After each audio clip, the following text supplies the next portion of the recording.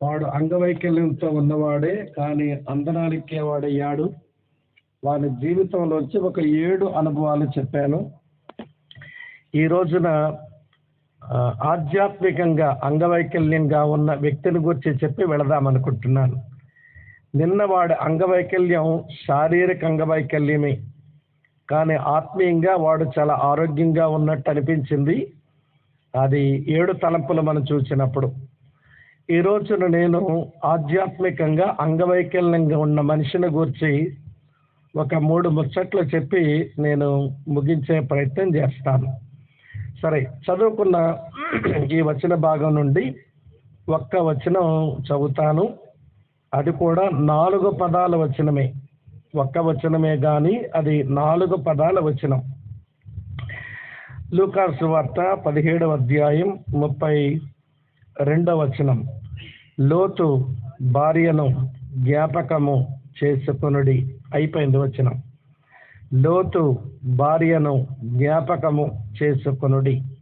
ప్రార్థన చేద్దాం. పరమ తండ్రి, ఈ ప్రాంతంలో నిన్ను, నీ వాక్యాన్ని, నీ సన్నిధిని, అలాగనే పరిశుద్ధుల సావాసాన్ని ప్రేమించి మా ప్రియులు ఎంతో వ్యయ ప్రయాసల కోర్చి చోటుకు వచ్చారు. కొంత ఆత్మ సంబంధమైన మేలు పొందుదామని వచ్చారు.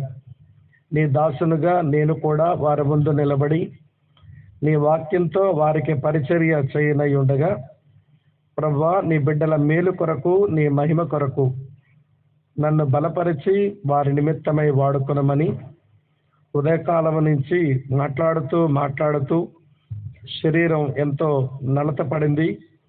కానీ బలపరచు దేవుడు ఫిలిప్పీ 4:13 ప్రకారం నన్ను బలపరచు వాని బట్టే సమస్తము చేయగలను అనే వాక్యాన్ని నమ్మి బతుకుతున్న నాలాంటి వారికి అదే ఆధారం, అదే అభయం. మీకు స్తోత్రాలు చెల్లిస్తూ శ్రద్ధతో నీ మాటలు వింటున్న మా ప్రియులందరినీ మీరు ఆశీర్వదించి ఈ దినరాత్రి వారిని వారి గృహాలకు చేర్చమని, రేపటి దినమున మేమంతరము మా మందిరాల్లో నిన్ను ఆరాధించుకోవడానికి చేరి రావడానికి సహాయపడతారు అని, మరి స్థానిక సంఘం పడుతున్న ఈ ప్రయాసకు తగినంత ఫలము మీరే అనుగ్రహిస్తారు అని యేసుక్రీస్తు నామంలోనే స్తోత్రాలు చెల్లించి అడిగి వేడుకొని ప్రార్థిస్తున్నాము తండ్రి. Amen, amen. ప్రభునందు ప్రియ సహోదర సహోదరులారా,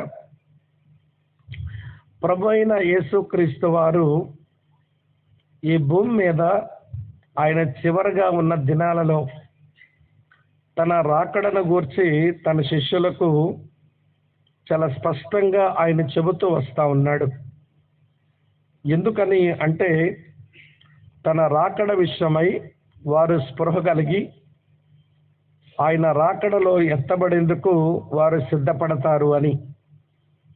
ప్రియులారా, సువార్తికులందరూ ఆయన మరణించక మునుపు చెప్పిన ఆయన చివరి మాటలు ఈ 4 సువార్తలలో వేరు కోణాలలో గ్రంథస్థం చేశారు. అయితే ఈరోజు మనం చదివినటువంటి భాగంలో మనుష్య కుమారుని దినములు అని ఉంది. మనుష్య కుమారుని దినములు అంటే ప్రభు అయిన యేసుక్రీస్తు యొక్క రాకడ దినములు. ఆ దినాల్లో మనుషులంట ఒక 4 జతల అనుభవాల్లో మునిగి తేలుతారంట. 4 జతల అనుభవాల్లో మునిగి తేలిపోతుంటారట. ఇప్పుడు సమకాలీన ఈ ప్రపంచాన్ని చూస్తున్నప్పుడు దాదాపుగా మనుషులు ఈ 4 అనుభవాల్లోనే మునిగి తేలుతున్నట్టు అనిపిస్తున్నది. మీరు ఆలోచించినా మీరు చెప్పగలుగుతారు. చూడండి, 27వ వచనంలో, నోవహు ఓడలోనికి వెళ్ళిన దినము వరకు జనులు తినుచు త్రాగుచు, ఇదొక జత. పెండ్లాడుచు పెండ్లికి ఇయ్యబడుచు, ఇదొక జత. తర్వాత ప్రియులారా 28వ వచనం చూస్తే, లోతు దినములలో జరిగినట్టును జరుగును, అది ఇదివరకే చెప్పినాడు ప్రభు. తరువాత కొనుచు అమ్మొచ్చు, ఇదొక జత. తరువాత నాటుచు ఇండ్లు కట్టుకొనొచ్చు, వీరు నారు నాటొచ్చు, ఇండ్లు కట్టుకొనొచ్చు. ఇక్కడ 4 జతలు ఉన్నాయి. మొదటి జత తినుచు త్రాగుచు, రెండవ జత పెండ్లాడుచు పెండ్లికి ఇయ్యబడుతూ, మూడవ జత అమ్ముచు కొనుచు, నాలుగో జత నారు నాటచు ఇండ్లు కట్టచ్చు. ఈ 4 జతల అనుభవాల్లో భూమి మీద ఉన్న మనుషులు మునిగి తేలిపోతారు. ఈ 4 రకాల పనులు చేస్తున్న వారికి తాత్విక చింతన, దేవుని గురించిన ఆలోచనలు చాలా అరుదుగా ఉంటాయి. కారణం ఏంటంటే పనులు అలాంటివి. తినడంలో తాగడంలో నిమగ్నమైన వాడు దేవుని గురించి ఏం ఆలోచిస్తాడు? పెళ్లికిచ్చుకుంటూ పెళ్లి చేసుకుని పెళ్లి పనుల్లో పడిన వాళ్ళు దేవుని గురించి ఏం ఆలోచిస్తారు? తర్వాత అమ్మడం కొనడంలోనే నిమగ్నమైపోయిన వాళ్ళు దేవుని గురించి ఏం ఆలోచిస్తారు? నారు నాటుతూ ఇల్లు కట్టుకుంటూ బ్రతుకుతున్న వాళ్ళు ఇక దేవుని గురించి ఏం ఆలోచిస్తారు? ఈ పనులు అవసరం లేనివి కావు, అవసరమైన పనులే. కాకపోతే ఆ పనుల్లో పడినటువంటి వారు తాత్విక చింతనతో బ్రతకడం అది కొంచెం అరుదుగా ఉంటుంది. మరి ఎవరైనా దేవునికి ఇష్టలైన వారు ఉంటే, వారు దేవుని మీద ప్రేమ ఉంటే ఇన్ని పనులు చేసినా వారు తాత్విక చింతన కలిగి ఉండి దైవ భీతితో బ్రతకగలుగుతారు. కాబట్టి యేసుక్రీస్తు ప్రభు అంటున్నారు, మనుష్య కుమారుని దినములలో మనుషులు ఈ పనుల్లో నిమగ్నమైపోతూ ఉంటారు, కానీ రావలసిన నాశనం అది కునికి నిద్రపోదు. రావలసిన నాశనం వారి మీదకి వచ్చినప్పుడు అది కునికి నిద్రపోదు. అది ఎంత స్పీడ్గా రావాలో అది వచ్చేస్తుంది. కాబట్టి నా శిష్యులారా, మరి నా దినముల కొరకు మీరు సిద్ధపడండి. మీ సువార్త విని రక్షణ పొంది సంఘములో చేర్చబడిన వారిని కూడా మీరు సిద్ధపరచండి అని చెప్పడానికి ఎన్నో హెచ్చరికలతో కూడిన సందేశం ప్రభు చెప్పారు. ఇదంతా చెబుదామని అనుకున్నాను, కానీ ఈ ఒక్క వచనం చెప్పేసరికే టైం అయిపోతుందేమో అని నాకు అనిపిస్తుంది. సరే, ఆ ఒక్క వచనంలో 4 పదాల వచనం ఏంటా 4 పదాలు? లోతు భార్యను జ్ఞాపకము చేసుకొనండి. అంటే ప్రభు అయిన యేసుక్రీస్తు వారి రాకడ దినములలో లోతు భార్యను జ్ఞాపకం చేసుకొని బతకండి అంటున్నాడు ప్రభు. ఇక్కడ ఒక విషయం మీతో చెప్పాలి. ఎవడైనా ఒక మంచి మనిషి యొక్క జ్ఞాపకాలు తెచ్చుకోండి అంటే ఎంత బాగుండునండి. అసలు లోతు భార్యకు ఒక మంచి నేపథ్యమే లేదు. అసలు ఈవిడ గారి పేరేంటో చెప్పండి మీరెవరైనా? ఆవిడ పేరు లేదు. పరిశుద్ధాత్మ దేవుడికి ఆవిడ పేరు రాయడానికి కూడా ఇష్టపడలేదేమో. అతను లోతు భార్యను రాశాడు తప్ప ఆవిడ గారికి ఏదో పేరు ఉండుంటుంది కదా, కానీ ఆ పేరు కూడా ప్రస్తావించడానికి దేవుడు ఇష్టపడలేదన్నమాట. అయితే ఆమెను జ్ఞాపకం చేసుకుంటే మీరు మరికొంచెం జాగ్రత్తతో బ్రతుకుతారు అని లోతు భార్యను జ్ఞాపకానికి తెచ్చుకోండి అన్నాడు. ఇక్కడ విషయం చెప్తాను. ఈ బైబిల్ గ్రంథంలో మంచోళ్ళు ఉన్నారు, చెడ్డోళ్ళు ఉన్నారు. ఈ బైబిల్ గ్రంథంలో మంచోళ్ళ చరిత్ర ఉంది, చెడ్డ మనుషుల చరిత్ర కూడా ఉంది. అయితే ఈ బైబిల్లో మంచి వాళ్ళ చరిత్ర మనం ఇప్పుడైనా చదువుతున్నప్పుడు ఏమి తెచ్చుకోవాలి అట?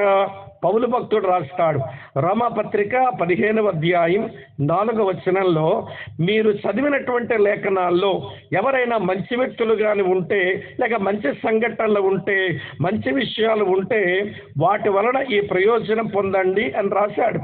చదువుదాం చూడండి. ఎలయనగా ఓర్పు వలనను లేఖనముల వల్లనే ఆదరణ వల్లను మనకు నిరీక్షణ కలుగు నిమిత్తం పూర్వమందు వ్రాయబడినవన్నీ మనకు బోధ కలుగు నిమిత్తం వ్రాయబడి ఉన్నవి. ఈ బైబిల్ గ్రంథంలో మంచోళ్ళు మంచి సంఘటనలు ఏవైనా మనం చదివినప్పుడు అది చదివి మనం బోధన ఉందాలట. బోధన ఉందనం అంటే వాళ్ళలాగా బ్రతకడానికి మనం తీర్మానం చెయ్యాలి. వాళ్ళంటే పనులు చేయడానికి మనం తీర్మానం చేయాలి, బోధన ఉండాలి. అలాగే నా బైబిల్లో కొంతమంది చెడ్డోళ్ళు ఉంటారు. ఇప్పుడు మనం చదువుకున్నామే ఈ అమ్మగారు చెడ్డమ్మే, ఇలాంటి వారు చాలామంది బైబిల్లో ఉంటారు. వాళ్ళ గురించినటువంటి అధ్యయనం చేస్తున్నప్పుడు, ఇలాంటి వారి గురించి చదువుతున్నప్పుడు మనం ఏదో పొందాలట. ఏం పొందాలో చెప్తాను చూడండి. అపోస్తలుడైన పౌలు కొరింథీయులకు రాసిన మొదటి పత్రిక 10వ అధ్యాయంలో 11వ వచనం ఇలా రాసి ఉంది, ఈ సంగతులు దృష్టాంతములుగా వారికి సంభవించి యుగాంతమందున్న మనకు బుద్ధి కలుగుటకై వ్రాయబడెను. చెడ్డవాళ్ళు ఎవరైనా ఉంటే, చెడ్డ సంఘటనలు ఏమైనా చదివితే మనం ఏం చెయ్యాలంటే బుద్ధి తెచ్చుకోవాలట. అంటే వాళ్ళలాగా ఉండకుండా, వాళ్ళలాంటి పనులు చేయకుండా మనం ఏం చేయాలి, బుద్ధి తెచ్చుకుని బతకాలి. మంచి వాళ్ళని చూడండి, బోధన అందండి, చెడ్డ వాళ్ళని చూడండి, మీరు బుద్ధి తెచ్చుకోండి.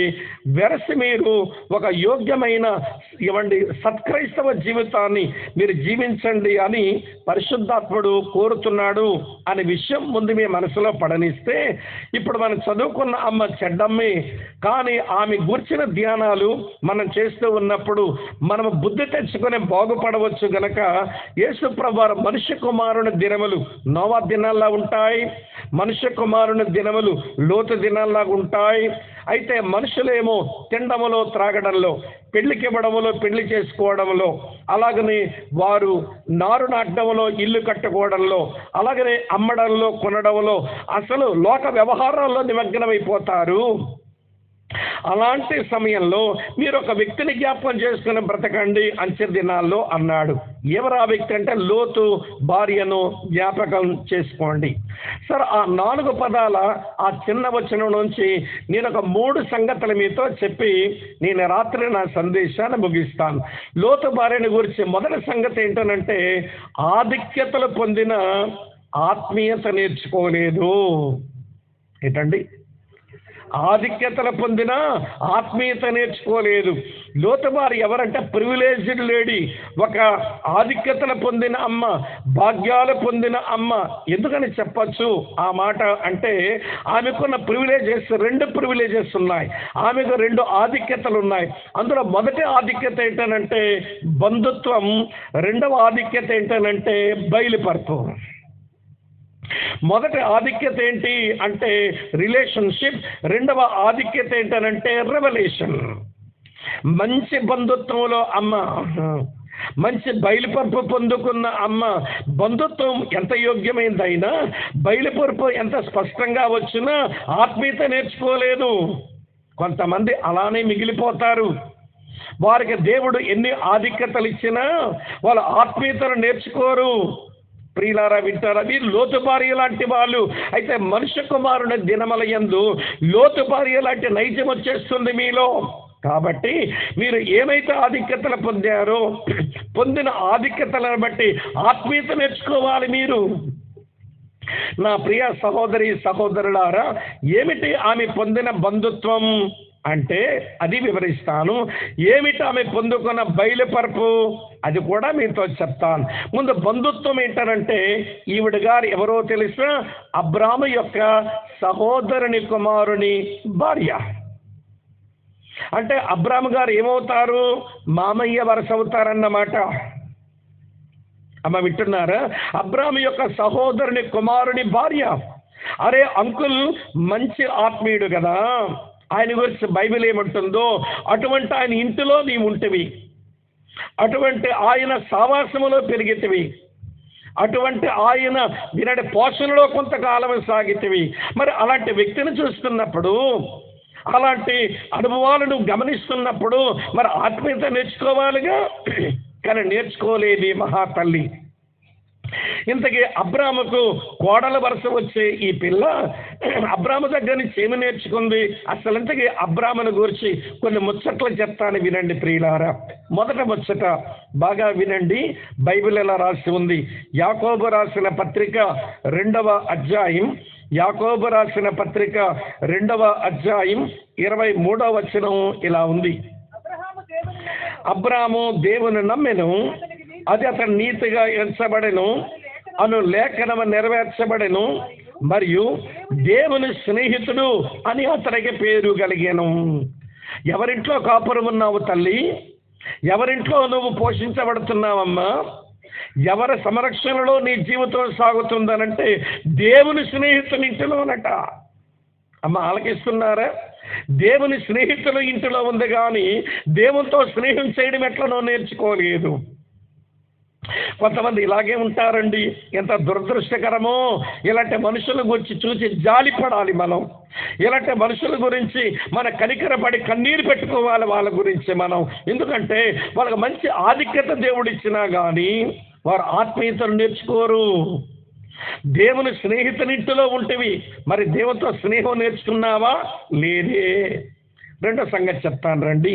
రోమీలకు రాసిన పత్రిక 4వ అధ్యాయంలో ఇదే అబ్రాహామును గురించి మరొక మంచి మాట చదువుతాను. 11వ వచనం ఇలా ఉంది, మరియు సున్నతి లేని వారైనను సున్నతి పొంది నమ్మిన వారందరికీ అతని తండ్రి ఒకట వలన, చాలమ్మ, నమ్మిన వారందరికీ తండ్రి. ఎవరైతే దేవుని నమ్ముతారో వాళ్ళందరికీ అబ్రాహాం ఏమవుతాడు అంటే తండ్రి అవుతాడట. అందుకే అబ్రాహామును మనం ఏమని పిలుస్తాము అంటే విశ్వాసుల తండ్రి అని పిలుస్తాం.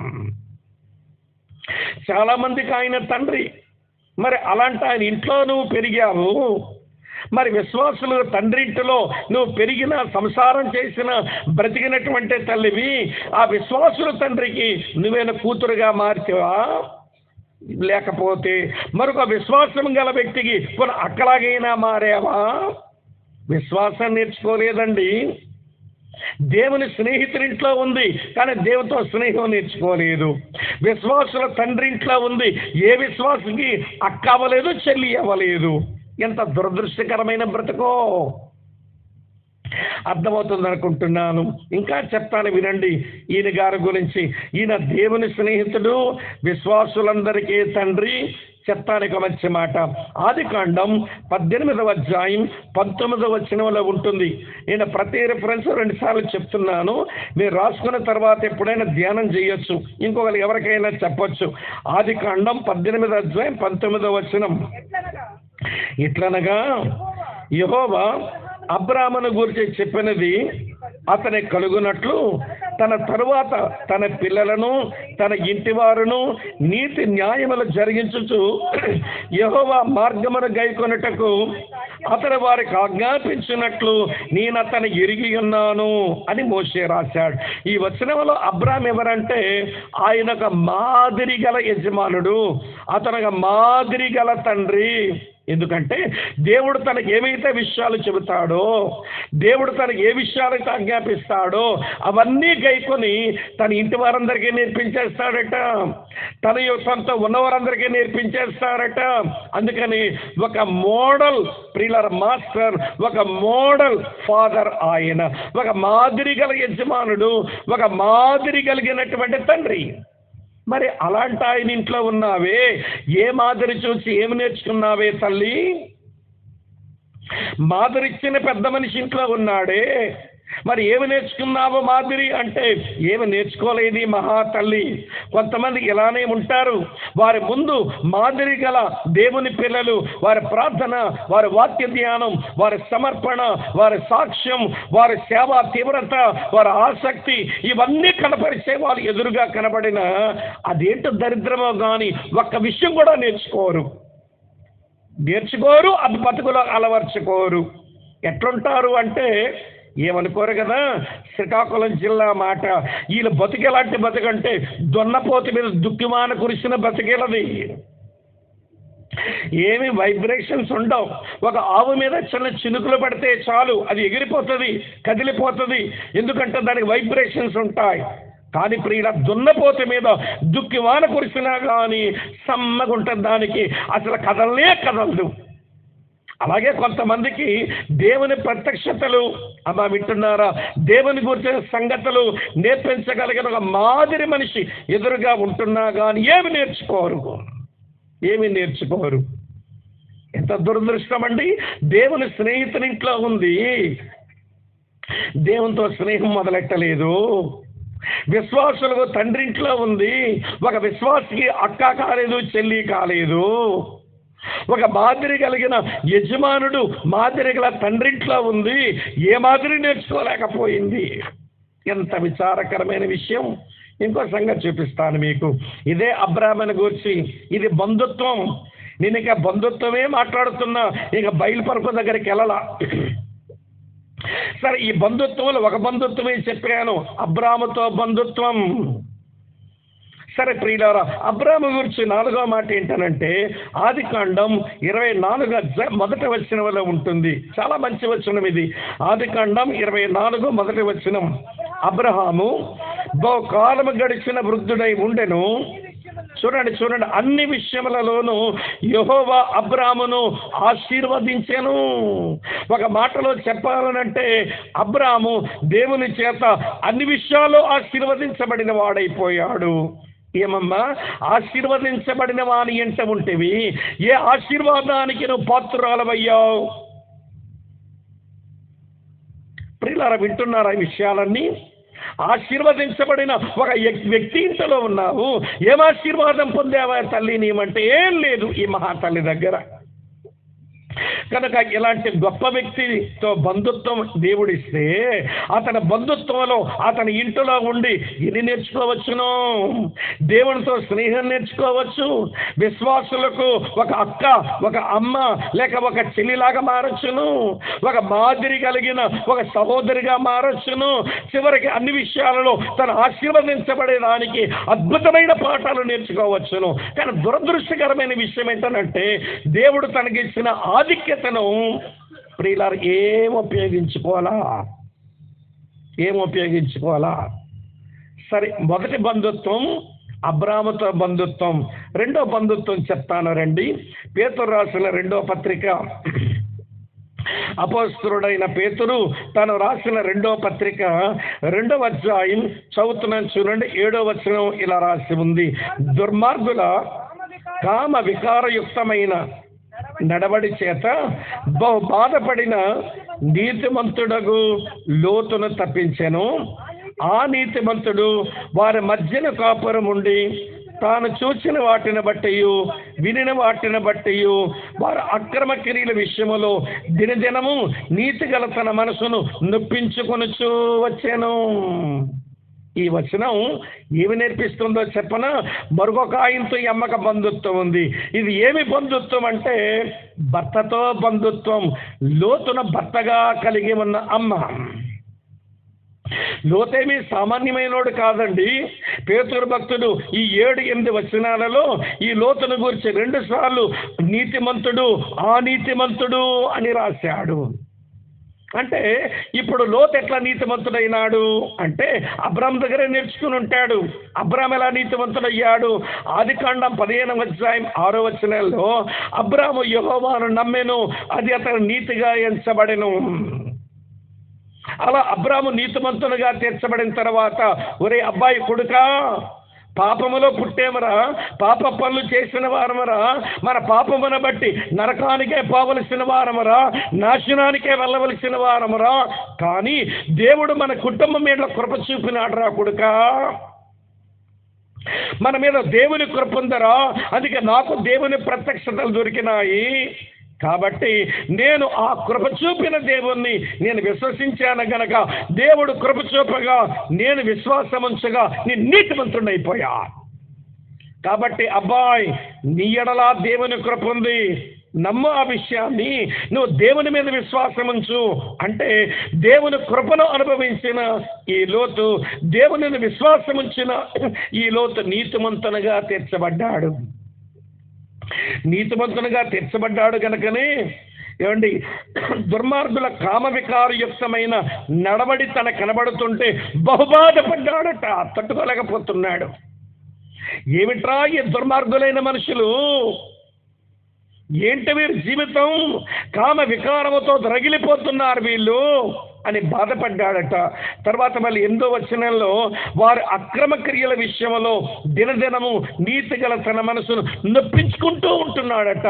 అతను బాధపడుతున్నాడు, మనసును నొప్పించుకుంటున్నాడు, అతను నీతిమంతుడు. అలాంటి వ్యక్తికి నువ్వు భార్యవి. మరి నీ భార్య ఎట్లా, ఏమంటే నీ భర్త ఎట్లా నీతిమంతుడయ్యాడో నీకు అర్థం కాలేదా? నీ చుట్టూ ఉన్న మనుషులు కామ వికారాలతో రెచ్చిపోతుంటే మీ ఆయన బాధపడుతున్నాడు, ఆ బాధ నీకు కనబడలేదా? చుట్టూ ఉన్న మనుషులు వారు అక్రమ క్రియలు చేస్తుంటే మనసును నొచ్చుకొని బాధపడుతున్నాడు, నొచ్చుకుంటున్నాడు అతను, ఆ నొప్పి నీకు కనబడలేదా? ఇవేమీ వీడికి అర్థం కావడంలా. ఎందుకు అర్థం కావడం లేదనంటే, ప్రియమైన స్నేహితులారా, వింటున్నారా, ఈమె వైఖరి దేవుడిచ్చిన బంధుత్వం అనే ఆధిక్యతలోంచి ఏ ఆశీర్వాదం పొందాలో అది తీసుకోవడం రావడం లేదు. నీతిమంతుని భార్య, కామ వికారానికి బహుబాధపడిన వాని భార్య, అక్రమ క్రియల విషయంలో మనసును నొచ్చుకుంటున్నటువంటి వాని యొక్క భార్య, కానీ అలాంటి వ్యక్తికి భార్యగా ఉండి ఏమి నేర్చుకుందరా బాబు అంటే నేర్చుకున్నదంతా శూన్యం, ఏమీ లేదు. అందుకే అన్నాను, ఆధిక్యతలు పొందినా ఆత్మీయతలోనికి రాలేదు. ఈ రోజున ప్రియ తమ్ముడు, చెల్లి, అన్నక్క వినండి. నువ్వు ఆత్మీయతలోకి రావడానికి, నువ్వు రక్షణ పొందడానికి, దేవుని బిడ్డగా మారడానికి, దేవుని స్వరూపములో నువ్వు మలచబడ్డానికి దేవుడు చాలా ప్రివిలేజెస్ ఇచ్చుంటాడు. నువ్వు కళ్ళు తెరిచి చూడవు కానీ ఎన్నో ఆధిక్యతలు దేవుడు ఇచ్చుంటాడు. వీటిని కానీ మనం దుర్వినియోగపరుచుకుంటే కోసుకోవలసిన దుష్ఫలితాలు కోసుకోవలసి ఉంటుంది. ఈవిడ అదే కోసుకుంది. ఈవిడ సంగతి తర్వాత చెప్తాను, సావధానంగా వినండి. ఎంత మంచి బంధుత్వం, అబ్రాముతో బంధుత్వం. ఎంత మంచి బంధుత్వం, లోతుతో బంధుత్వం. మీరిద్దరూ ఎంత యోగ్యంగా ఉన్నారు, ఎంత బాగా బ్రతుకుతున్నారు. అలాంటి వారి ఇంట్లో సంసారం చేసి జీవితాన్ని సాగిస్తున్న అమ్మ ఈ 2 ఆధిక్యతలను వాడుకోలేదు. బంధుత్వములో 2 ఆధిక్యతలు వాడుకోవాలా. రెండో సంగతి చెప్తాను. రెండో సంగతి ఏంటంటే బయలుపరుపు దేవుడిచ్చిన ప్రియులారా ఆత్మీయత నేర్చుకోలేదు. దేవుడు రెవల్యూషన్ ఇచ్చాడు, దేవుడు బయలుపరుపునిచ్చాడు. ఏమి బయలుపరుపు ఇచ్చాడో చెప్తాను వినండి. మొదటి బయలుపరుపు లోతు దగ్గర నుంచే దొరుకుతుందట. లోతు దగ్గర నుంచే దొరుకుతుంది. ప్రియులారా, ఒక దైవజనురాలు వ్యాఖ్యానిస్తూ ఇలా ఒక స్టోరీ లాగా చెప్పింది. చాలా పాత కాలంలో ఎలన్ వైట్ అనే అమ్మ ఏమని వర్ణించిందంటే, కథలాగా ఒక నోవెల్ రాసినట్టు రాసి ఆమె చెప్పిన మాట ఏంటనంటే, లోతు భార్య ఇద్దరు భోజనం చేసి వాళ్ళ గుడారం ఆరు బయట కొంచెం అలాగా తలనవాల్స్తూ ఉంటే లోతు మాట్లాడడం మొదలు పెట్టాడంట. అమ్మాయి, 2 విషయాలు చెప్పనా? చెప్పండి అంటుందట. సరే విను. మా అంకుల్ ఆయన మెసొపొతామియా దేశంలో ఉన్నప్పుడు, కల్దీయుల దేశంలో ఉన్నప్పుడు మహిమగల దేవుడు ప్రత్యక్షమైనాడు తెలుసా? అపోస్తల కార్యం 7వ అధ్యాయం 2వ వచనం అదే. అపోస్తల కార్యం 7వ అధ్యాయం 2వ వచనం అదే. ఏమనుందో తెలుసా? ఓ సహోదరులారా, తండ్రులారా వినండి. మన పితరుడైన అబ్రహాము హారానులో కాపురముండక మునుపు ఆ మెసొపొతామియాలో ఉన్నప్పుడు మహిమగల దేవుడు ప్రత్యక్షమైనాడు తెలుసా? మా అంకుల్కి ఎవరు ప్రత్యక్షమయ్యారో?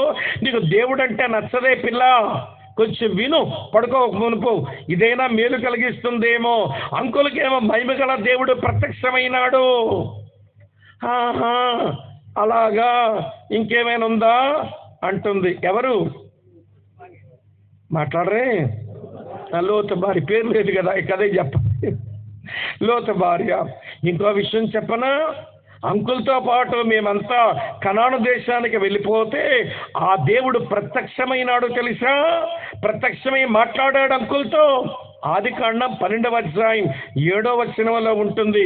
యెహోవా అబ్రాహామునకు ప్రత్యక్షమై, ఈ దేవుడు ప్రత్యక్షమైన దేవుడు, ఈ దేవుడు ప్రత్యక్షమై మాట్లాడే దేవుడమ్మా. మాట్లాడినాడు అంకుల్తో ఆ రోజున. మహిమ కలిగిన దేవుడు, మాట్లాడే దేవుడు. ఇంకా విషయం చెప్పనా? అటు తర్వాత మేము మరికొంచెం దూరం వెళ్ళి ఒక బలిపీఠం కట్టి మేము ప్రార్థన చేసినాము. ఆయన ప్రార్థన ఆలకించినాడు. అదే ఆదికాండం 12వ అధ్యాయం 8వ వచనంలో యెహోవాకు బలిపీఠం కట్టి యెహోవా నామమున ప్రార్థన చేసెను. ఆ దేవుడు ప్రార్థన ఆలించువాడు, మనవులు ఆలించువాడు. అమ్మాయి వింటున్నావా? చెప్పండి, నిద్ర వస్తుంది. ఇంకేమున్నాయి? చెప్పావు మహిమగల దేవుడని, చెప్పావు మాట్లాడే దేవుడని, చెప్పావు మనవులు ఆలకించే దేవుడని, ఇంకేముంది చెప్పడానికి? నిద్ర వస్తుంది, చెప్పండి అంటుంది. చిరాకు పడకే పిల్ల, విను, నేర్చుకో. ఎవడు నేర్పిస్తాడు? భర్తను కాబట్టి చెబుతున్నాను నీకు. ఇవి దేవుని ప్రత్యక్షతలమ్మాయి. ఇంకో విషయం చెప్పనా? అంకుల్, ఆంటీ, మేము అందరం కలిసి ఐగుప్తు దేశానికి వెళ్ళాం. ఇక్కడ కరువు వచ్చిందని, కనాన్లో కరువు వచ్చిందని అక్కడ వెళితే అంకులు ఐగుప్తీయులకు భయపడిపోయి తన భార్య అయిన మా ఆంటీని చెల్లిని చెప్పేశాడు. ఆవిడ కూడా అన్నం చెప్పేసింది. అందుకని ఐగుప్తీయులు మా ఆంటీని తీసుకుపోయినారు. తీసుకుపోతే ఒక విషయం తెలుసా, వాళ్ళు తీసుకుపోగలిగితే పోగలిగారేమో కానీ మా ఆంటీ మీద ఒకడు చెయ్యలేకపోయాడు తెలుసా.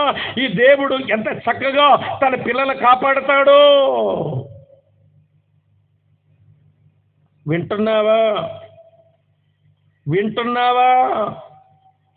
చెప్పండి చెప్పండి చెప్పండి. అంత నిద్రపోతావేంటి? నిద్రమొకందానా? కొంచెం వినరాదు? ఈ మంచి మాటలు కదా నేను చెప్తున్నది. చెప్పండి అయితే అంది. ఇప్పుడు ఎన్ని విషయాలు చెప్పాను. దేవుడు మహిమగల దేవుడు, దేవుడు మాట్లాడే దేవుడు, దేవుడు మనవలాలించు దేవుడు, దేవుడు తన పిల్లలను కాపాడు దేవుడు. విన్నావు కదా? విన్నానండి. ఇంకో విషయం చెప్పనా, ఐగుప్తులో మాకు కొంచెం అవమానం కలిగితే మళ్ళీ మేము కనాను దేశం వస్తే దేవుడు ప్రేమతో చేర్చుకున్నాడు. అంకుల్ నేను అందరము కలిసి ఐగుప్తు దేశం నుంచి కనాను దేశం నెగబు అనే చోటుకు వచ్చి మళ్ళీ బలిపీఠం కడితే మా దేవుడు మళ్ళీ మా యొక్క ఆత్మను అంగీకరించి అంకుల్ని మళ్ళీ స్వీకరించాడు. మేము అవిధేయులమైనా, మేము తిరుగుబాటు చేసినా, ఆయన దూరమైన మళ్ళీ తిరిగి వస్తే చేర్చుకున్నాడు. ఎంత ప్రేమ గల దేవుడు.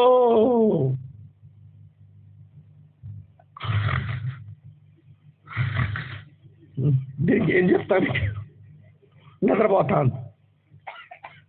ఎలుగుబంట్ల గురగ తెస్తుంది. చాలులే తల్లి, ఇక నేనేం చెప్పలేనని పాప ఈయన పడుకున్నాడు.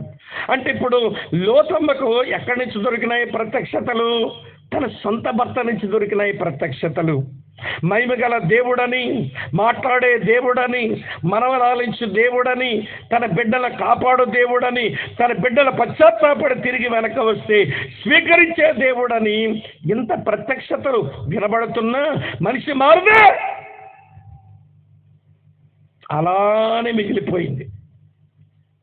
కొంతమంది అంతేనండి, సంవత్సరాలు తరబడిగా దేవుడు తన ప్రత్యక్షతలను ఆయా సందేశాల ద్వారా, ఆయా సంఘటనల ద్వారా ఆయన అందిస్తున్నా కానీ వీళ్ళు మార్పుకి ఇష్టపడరు.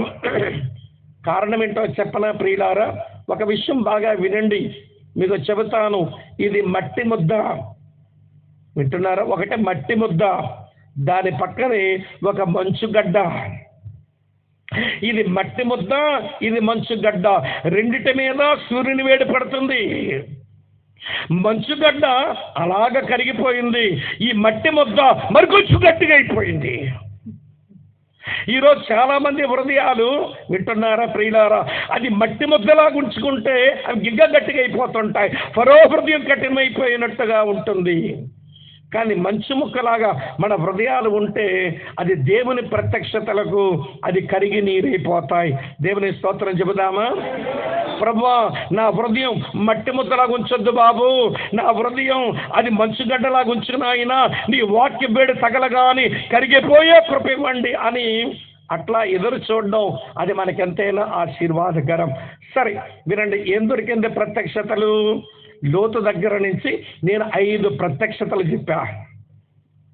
ఈ ఒక్క ప్రత్యక్షతే కాదు ప్రియులారా, ఈ అమ్మగారికి మరో ప్రత్యక్షత కూడా ఉంది. చదువుతున్నాను చూడండి. ఆదికాండం 19వ అధ్యాయంలో, ఆదికాండం 19వ అధ్యాయంలో చదువుతున్నాను చూడండి ప్రియులారా. ఇలా రాసి ఉంది 15వ వచనం. తెల్లవారినప్పుడు ఆ దూత లోతును త్వరపెట్టి, లెమ్ము, ఈ ఊరి దోష శిక్షలో నశించిపోకుండా నీ భార్యను ఎక్కడున్నా నీ 2 కుమార్తె తీసుకుని రమ్మని చెప్పారు. బాగా వినింది కాబట్టే చూడండి 20వ వచనంలో అంటుంది, ఇదిగో పారిపోవటకి ఈ ఊరి సమీపంగా ఉంది, అది చిన్నది, అక్కడికి వెళ్ళి తప్పించుకుంటాను, అది సేఫ్ ప్లేస్, ఎక్కడైతే నాశనం అయిపోతాను అని ఆమె తెలుసుకుంది. ఒక్కటి ఇప్పుడు చెప్తాను వినండి. ఈమెకు దొరికిన ప్రత్యక్షత దేవదూతల నుంచి వచ్చిన ప్రత్యక్షత. ఏమనొచ్చింది ఈ ప్రత్యక్షత అంటే దేవుడు తీర్పు తీరుస్తాడు అన్న ప్రత్యక్షత. అక్క చెల్లి తమ్ముడన్న వింటున్నారా? దేవుడు ప్రేమ గలవాడు అనే మాట ఎంత నిజమో దేవుడు దహించు అగ్ని అనే మాట అంతే నిజం. దేవుడు క్షమించి చేర్చుకుంటాడు అనే మాట ఎంత నిజమో దేవుడు తీర్పు తీర్చి తన ఉగ్రతను చూపిస్తాడు అనే మాట కూడా అంతే నిజం. సరే, ఇంతకీ సొదొమ గొమొర్రా మీద ఆయన నాశనం చెప్పడానికి, ఆయన తీర్పు చెప్పడానికి గల కారణం ఏంటనంటే ఆ ఊరోళ్ళంతా దుష్టులేనంటండి. వింటున్నారా? ఈ కుటుంబానికే చెప్తున్నాడు, మేము ఈ చోటు నాశనం చేయడానికి వచ్చాం. ఏ లోతు, ఓ లోతమ్మ, ఒరే కొడుకుల్లారా, ఓ కూతుర్లారా వినండి, మేము ఈ పట్టణం నాశనం చేయడానికి మేము వచ్చాం, దేవుడు పంపగా వచ్చాం. ఎందుకు ఈ పట్టణం నాశనం చెయ్యాలనుకుంటున్నామంటే అది కరప్టెడ్ సిటీ, అది పతనమైపోయిన పట్టణం. చూడండి, చదువుతాను, చదవమ్మ. ఆదికాండం 18వ అధ్యాయం 20వ వచనం. ఆదికాండం 18వ అధ్యాయం 20వ వచనం. మరియు యెహోవా సొదొమ గొమొర్రాలను గూర్చిన మర గొప్పది గనుక వాటి పాపం బహు భారమైనది గనుకను అని రాసి ఉంది. వారి వింటున్న వారి పాపం బహు భారమైనది. సొదొమ గొమొర్రా ప్రజల పాపం భారమైనది. ప్రియులారా, ఏంటి పాపానికి బరువు ఉంటుందా? నేను ఒకసారి ఆంధ్ర యూనివర్సిటీలో ఇంజనీరింగ్ స్టూడెంట్స్ ఒక క్రిస్మస్ ప్రోగ్రాంలో మాట్లాడుతూ పాపం చాలా భారమైనది అన్నాను. ఒక కుర్రగాడు వచ్చి అంటాడు, సార్ పాపం చాలా భారమైనది అన్నారు, ఎన్ని కేజీలు ఉంటుంది అన్నాడు. ఎన్ని కేజీలు ఉంటుంది అన్నాడు. నేను ఎందుకో తడుకోకుండా వచ్చిందండి భలే జవాబు. నేను అన్నాను, బాబు బతుకున్నోడికి బరువు తెలుస్తుంది, చచ్చినోడికి ఏం తెలుస్తుందిలే బరువు అన్నాను. అదేంటండి అన్నాడు, పాపంలో చచ్చి బతుకుతున్న వాడికి పాపం బరువు తెలియదురా అబ్బాయి, నువ్వు దేవుల్లో బ్రతికుంటే పాపం యొక్క బరువు ఏదో తెలుస్తుంది అన్నాను. అలాగంటారా అనిపోయాడు. పాపం చాలా భారమైంది దేవుని దృష్టిలో. ఇంతకీ సొదొమ గొమొర్రాల పాపం ఏంటో చెప్పనా మీకు? చెప్తాను, వినండి. చాలా కాలం కింద పుస్తకం చదివా. ఆ పుస్తకం పేరే సొదొమ పిచ్చులు, ఇంగ్లీష్లో సొడమైట్ మ్యాడ్నెస్. సొదొమ పిచ్చులు అనే పుస్తకం, అది బైబిల్ పుస్తకం ఏం కాదు, బైబిల్ మీద రాసిందేం కాదు, అది హిస్టారికల్ బుక్, చరిత్ర పుస్తకం. అందులో సొదొమ పిచ్చులు అని రాశాడు. ఆ కాలంలో సొదొమలకు ఏ రకాల పిచ్చులు ఉన్నాయో రాశాడు. అందులో ప్రధానమైన పిచ్చులు 3 అంట. ఈ రోజున 3 పిచ్చులు భారతదేశంలో మనకి ఎక్కుతున్నాయి. చెప్పమంటారా? సొదొమలకున్న మొదటి పిచ్చి, బాగా వినండి, సోకుల పిచ్చి. ఏంటమ్మా?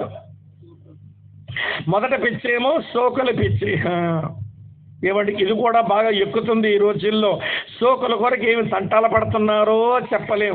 సోగ్గా కనబడాలని, నీట్గా కనబడడం తప్పేం కాదు, కానీ అతి చాలా ప్రమాదం.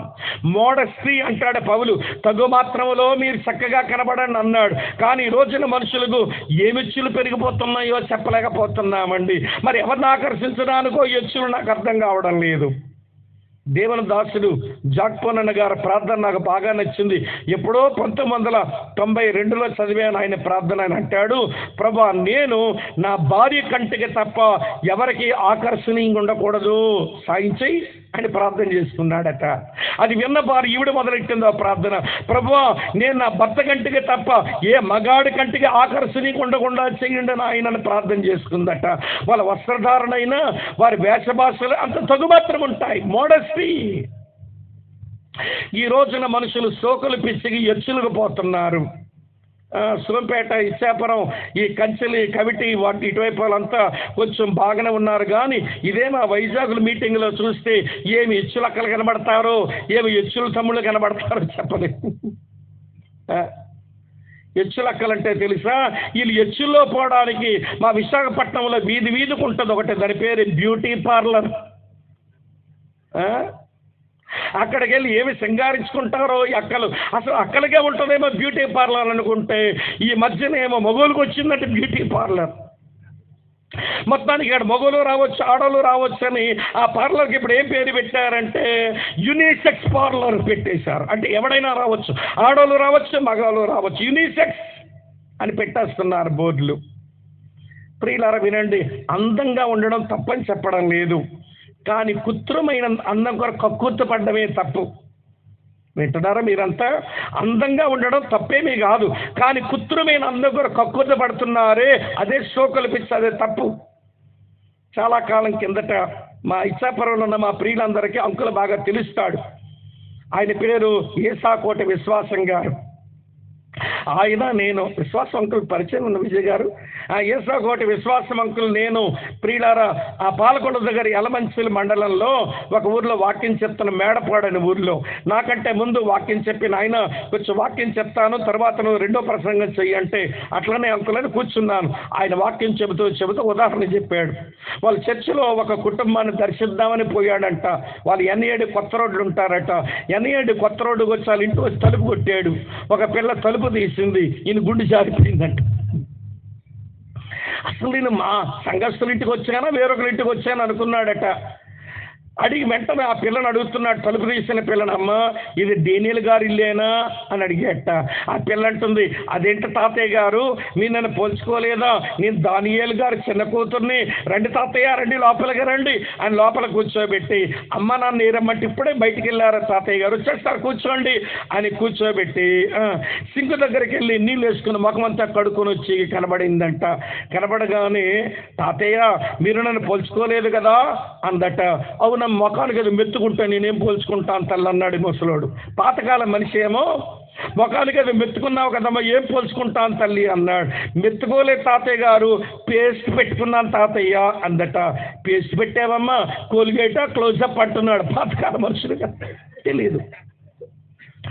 కోల్గేటా క్లోజప్ అంటే ఆ రెండు తాతయ్య గారు మరి ఏంటమ్మానంటే గోరెంటాకు మందారాకు రోజ్ వాటరు సున్ని పిండి కొంచెం వెన్న మొత్తం గ్రైండ్ చేసి మొత్తం పెట్టుకున్నాను తాతయ్య అందట.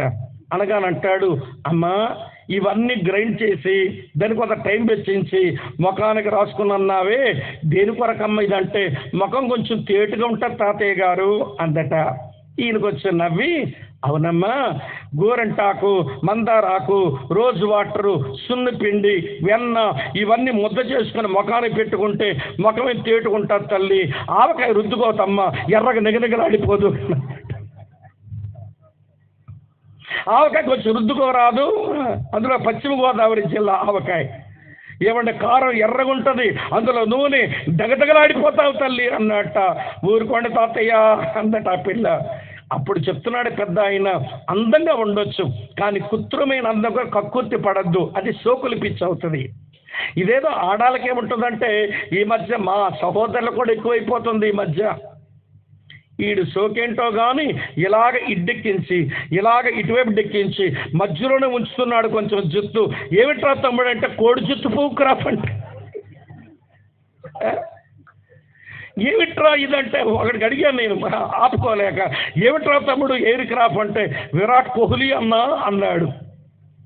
విరాట్ కోహ్లీ క్రికెటర్ డబ్బులు గడిస్తున్నాడు, ఆడిలాగా ఎయిర్ క్రాఫ్ట్ వేసుకుంటే కోహ్లీ అవుతావా వలకాడు, నువ్వు అమ్మ నా తెచ్చున్నా తగలబెడుతున్నావు కదరా బాబు, ఆ క్రాఫ్ట్కి 1200 ఇచ్చాడంటాడు. మా మగాళ్ళకి పెరిగింది సోకుల పిచ్చి. సొడమ పిచ్చులు భారతదేశంలో మన ప్రాంతాలు కూడా వచ్చేసినాయి, అది చెప్దామని చెప్పా. మొదటి పిచ్చి సోకుల పిచ్చి సొడమ పిచ్చి. రెండో పిచ్చి ఏంటి అని అంటే వింటున్నారా లేదా మీరు? రెండో పిచ్చి వీళ్ళకు సంపదల పిచ్చి. గడిద్దాం డబ్బు సంపాదించడం ఎప్పుడు తప్పు కాదండి. డబ్బు నీకు దాసునిగా ఉన్నంత వరకు, దాని మీద నువ్వు యజమానిగా ఉన్నంత వరకు డబ్బు చాలా ఆశీర్వాదకరమైనది. కానీ డబ్బు నీ మీద యజమాని అయిపోయినప్పుడు, దానికి నువ్వు దాసుని అయిపోయినప్పుడు ఆ డబ్బు చాలా ప్రమాదకరమైనది. సొదొమ గొమొర్రా వాళ్ళ పిచ్చి సంపదల పిచ్చి. సరే ఈ రెండు పిచ్చులతోనే తగలబడుతుంటే మరొక పిచ్చి ఉందంట వీళ్ళకి. ఆ పిచ్చి పేరు ఏంటనంటే సరసాల పిచ్చి. వాళ్ళ సరసాలు ఎంత శృతి మించిపోయినాయంటే మగాడు సరసమాడుకుంటాడు, దాన్ని సొడమైట్ సిన్స్ అని అంటారు, సదమ పాపం అంటారు, అంటే హోమోసెక్సువల్స్ ఉంటారు. అలాగనే ఆడపిల్ల సరసమాడుకుంటారు, వాళ్ళని లెస్బియన్స్ అని అంటారు. స్వాభావిక విరుద్ధమైన పాపంలో సరసాలలో మునిగి తేలుతుంది. ఇప్పుడు దేవుడు చూడలేకపోతున్నాడు. నేను ఒక మగాడికి ఒక అమ్మాయిని చేసి పెట్టా, అంతేనా? ఇద్దరు అమ్మాయిని చేయలేదు. రెండోది ఈ అబ్బాయి కొరకు మరొక అబ్బాయిని కూడా చేయలేదు. ఏమంటే ఎక్కడి నుంచి అయితే ఎముకలు తీసాడో మళ్ళీ దాన్ని పూర్తి చేశాడట. ఒక ఆయన అంటాడు, అది వారు పోడ్చకపోతే సైతాన్ వచ్చి మరో ఎముక తీసి మరొక పిల్లని చేసి ఇచ్చినేమో, అందుకే దేవుడు పూర్తి చేశాడట. అర్థమవుతుంది ఆ విషయం? కానీ ఈ రోజున మనుషులు దేవుడు ఏర్పాటు చేసిన క్రమానికి భిన్నంగా మారిపోతున్నారు. సుప్రీంకోర్టు మెట్లు ఎక్కుతున్నారండి. మాకు చట్టబద్ధత కల్పించండి, మగాడం పెళ్ళాడతాము, ఆడపిల్ల పెళ్లి చేసుకుంటాం, మాకు చట్టబద్ధత కల్పించండి అని అడుగుతున్నారు సుప్రీంకోర్టు వరకు పోయి. ఈ దేశంలోనే పెరిగిపోయింది సరసాల పిచ్చి. ప్రియులారా, ఈ 3 పిచ్చుల్లో పడిన మనుషులకు వచ్చే దేవుడు అంటాడు వీళ్ళు దుష్టులు అన్నాడు. చూడండి, చదువుతాను, చదవమ్మ. ఆదికాండం 13వ అధ్యాయం 13వ వచనం చూడండి. ఈ సొదొమ మనుషులు దుష్టులను, యెహోవా దృష్టికి బహు పాపులనై ఉన్నారు. ఏమమ్మా లోతమ్మా, ఈ దేవదూతలు చెప్తున్నారు మేము ఈ చోట నాశనం చేయడానికి వచ్చాము, మేము ఈ చోట నాశనం చేయడానికి వచ్చాము. ఈ దేశ ప్రజల యొక్క పాపం అదే దేవుని దృష్టిలో చాలా భారంగా ఉంది. ఈ దేశంలో ఉన్న ప్రజలు దుష్టులైపోయారు అని దేవదూతల ద్వారా దేవుని తూర్పును గూర్చిన ఒక బయలుపరపే దొరికింది అమ్మకు. భర్త వల్ల దొరికిన రెవల్యూషన్ మహిమగల దేవుడని, మాట్లాడే దేవుడని, మనవలాలించు దేవుడని, కుటుంబాన్ని కాపాడే దేవుడని, పశ్చాత్తాపడి తిరిగి వస్తే చేర్చుకునే దేవుడని అర్థమైంది. కానీ దేవదూతల వలన దేవుడు తీర్పు తీరుస్తాడు, పాపాన్ని సహించలేడు, ఆయన దహించగ్ని వంటి వాడు అని ఆ సందేశం కూడా ఈ అమ్మకి వినబడింది. అంటే దేవదూతల ద్వారా తీర్పు ప్రత్యక్షతలు వింటున్నారా? తన భర్త వలన దేవుని యొక్క వ్యక్తిత్వాన్ని గురించిన ప్రత్యక్షతలు మెట్టుకు ఈ అమ్మకు ఏవి ప్రత్యక్షతలు దేవుడు తక్కువ చేయాల. కానీ నా ప్రియ సోదరి స్నేహితులారా, కొంతమందికి ఎన్ని ప్రత్యక్షతలు దొరికినా మార్పు రావడం లేదండి. ఇందాకే చెప్పాను, మంచుగడ్డ అయితే బాగున్ను, వీళ్ళు మట్టి ముద్ద అవుతున్నారు. దేవుని వాక్యపు వెలుగు కింద వీళ్ళు మట్టి ముద్దలాగా అయిపోయి రోజు రోజుకి గట్టిగా అయిపోతారు, రోజు రోజుకి గట్టిగా అయిపోతారు, రోజు రోజుకి గట్టిగా అయిపోతారు. ఇక వీళ్ళు మారరు. అన్నదమ్ముల రక్క చెల్లులారా వినండి, ఎన్ని ఆధిక్యతలు పొందింది అయినా ఆత్మీయతలోనికి రాలేదు. ఇప్పుడు నేరుగా నీ ముఖం మీద అడుగుతున్నాను, నీకు దేవుడిచ్చిన బంధుత్వం, నీకు దేవుడిచ్చిన బయలుపరపులు ఇవన్నిటితో ఆత్మీయతలోకి వచ్చావా? లేకపోతే ఆత్మ సంబంధమైన జీవితం ఇంకా నువ్వు నేర్చుకోలేదా? ఒకవేళ ఆత్మ సంబంధమైన జీవితం నేర్చుకోకపోతే లోతు భార్యని జ్ఞాపకం చేసుకో. ఆమె నాశనం అవ్వడానికి గల కారణం ఆధిక్యతలు పొందిన ఆత్మీయతలకు రాకే నాశనం అయిపోయింది. అలాంటి ప్రమాదం నీకు ఉంటుంది అని దేవుడు మాట్లాడుతూ ఉన్నాడు. ఇంతకంటే నేను ఎక్కువ చెప్పలేను. ఇది మొదటి సంగతి. రెండవ సంగతి చెప్తాను రండి ప్రియులారా. రెండవ సంగతి ఏంటంటే అవిశ్వాసమును అధిగమించలేక అణగారిపోయింది. అర్థమవుతుందా పాయింట్? ఎంతమంది చెప్పండి. అవిశ్వాసమును అధిగమించలేక అణగారిపోయింది. ఆమె లోపలికి అవిశ్వాసం ఉంది. ఇవ్వండి, మామయ్య గారిని చూసినా అవిశ్వాసమే, తన పెనిమిటి చెప్పిన మాటలు విన్నా అవిశ్వాసమే, చివరికి దేవదూత చెప్పిన సందేశం విన్నా అవిశ్వాసమే. ఒక మాటలో చెప్పాలంటే ఈవిడ జీవితం అవిశ్వాసానికి పుట్టినిల్లులా ఉంది. ఈమె గారి జీవితం అవిశ్వాసానికి పుట్టినిల్లులాగుంది. అక్కా చెల్లి తమ్ముడు, మనమందరం విశ్వాసులేం కాదండి, మనమందరం అవిశ్వాసులమే. కానీ దేవుని మాట మన వరకు పంపి విశ్వాసములోకి లాగాడు ప్రభు. చదవమ్మ, రోమాపత్రిక 10వ అధ్యాయం 17వ వచనం. రోమాపత్రిక 10వ అధ్యాయం 17వ వచనం. వినుట వలన విశ్వాసము కలుగును, ఆ వినుట క్రీస్తును గూర్చిన మాట వలన కలుగును. క్రీస్తును గూర్చిన మాట సువార్త వచనం, సువార్త సారాంశం, నిలిచే దేవుని వాక్యం, సువార్త వాక్యం నీ దగ్గర పంపించాడు. ఎందుకంటే అవిశ్వాసివి కాస్త విశ్వాసిగా నీవు రూపాంతరం చెందుతావని. వింటున్నారా ఈ మాట?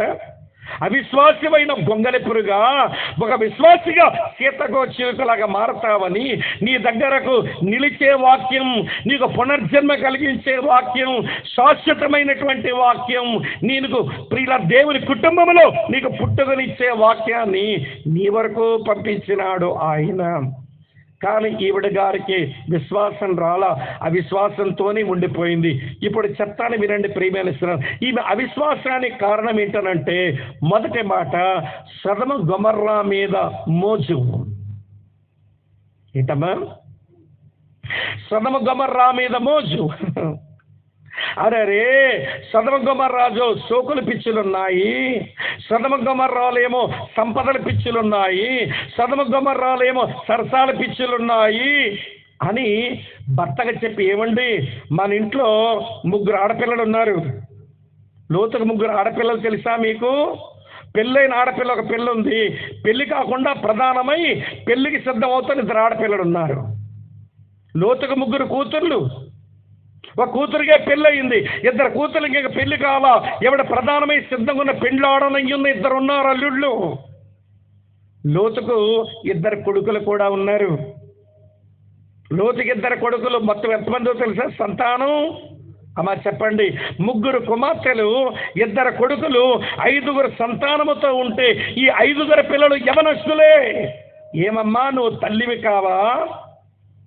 మీ ఆయనకి బుద్ధి లేక అబ్రాముని విడిచి అతను ఎలా ప్రయాణం చేశాడో చెప్తాను. ఇప్పుడు చదవండి మంచి మాటలు.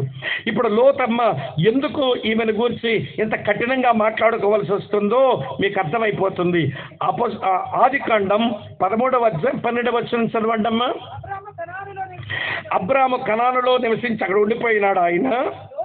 లోతు ఆ మైదానమందున్న పట్టణముల ప్రదేశంలో ఆ కాపురం ఉండి సొదొమ దగ్గర తన గుడారం వేశాను. మొట్టమొదట సొదొమ దగ్గర గుడారం వేశాడంట. వేయగానే అక్కడ ఉన్న మనుషుల యొక్క కామ వికార చేష్టలు కనబడుతున్నాయి. అక్కడ కనబడుతున్న బలత్కారము కనబడుతుంది. అక్కడ కనబడుతున్నటువంటి అక్రమ క్రియలు కనబడుతున్నాయి. ఏమండి ఇలాంటి దగ్గర తెచ్చారేంటి? ఇంట్లో 3 ఆడపిల్లలు ఉన్నారు, మీకు బుద్ధుందా? ఎదిగిన 2 మగపిల్లలు ఉన్నారు, మీకేమైనా గ్రహింపు ఉందా? ఏమైపోతారు మన పిల్లల జీవితం? వెనకెళ్ళిపోదాం పదండి, మీ అంకుల్ దగ్గరికి వెళ్ళిపోదాం పదండి, కనానికి వెళ్ళిపోదాం పదండి అని ఉంటే ఎంత బాగున్నో అల్లా. ఇప్పుడు ఇతగాడు ఏం చేశాడంటే, ఇక్కడ 14వ అధ్యాయం 12వ వచనం చదవండి అమ్మ పక్కనే. ఆదికాండం అన్ని రాసుకోండి ప్రియులారా. ఆదికాండం 14:12 ఏముంది? మరియు అబ్రాము సహోదరుని కుమారుడైన లోతు సొదొమలో కాపురం ఉండెను. ఆగమ్మ సొదొమ దగ్గర గుడారం వేసుకున్నాడు. ఇప్పుడు సొదొమలో కొందుకు వచ్చాడు? నచ్చాయేమో, సరసాలు నచ్చాయేమో, సౌకులు నచ్చాయేమో, సంపదల పిచ్చి నచ్చిందేమో. ఇతగాడు బాధపడే మనిషిని పేతురయ్య రాశాడు కాబట్టి ఇప్పుడు లోపలికి వెళ్ళడానికి కారణం నేను లోతు అనుకోవడం లేదు. ఏమండి లోపలికి వెళ్దాం, ఇంకా బాగుంటుంది సొదొమ గొమొర్రా. ఈ దూరం నుంచి చూస్తే ఏం ఎంజాయ్మెంట్ ఉంటుంది, పదండి లోపలికి వెళ్దాం అని ఏమి లాగిందో రింగులు రాణి. ఎవరు మర్చిపోయినప్పుడే లోతు భార్య.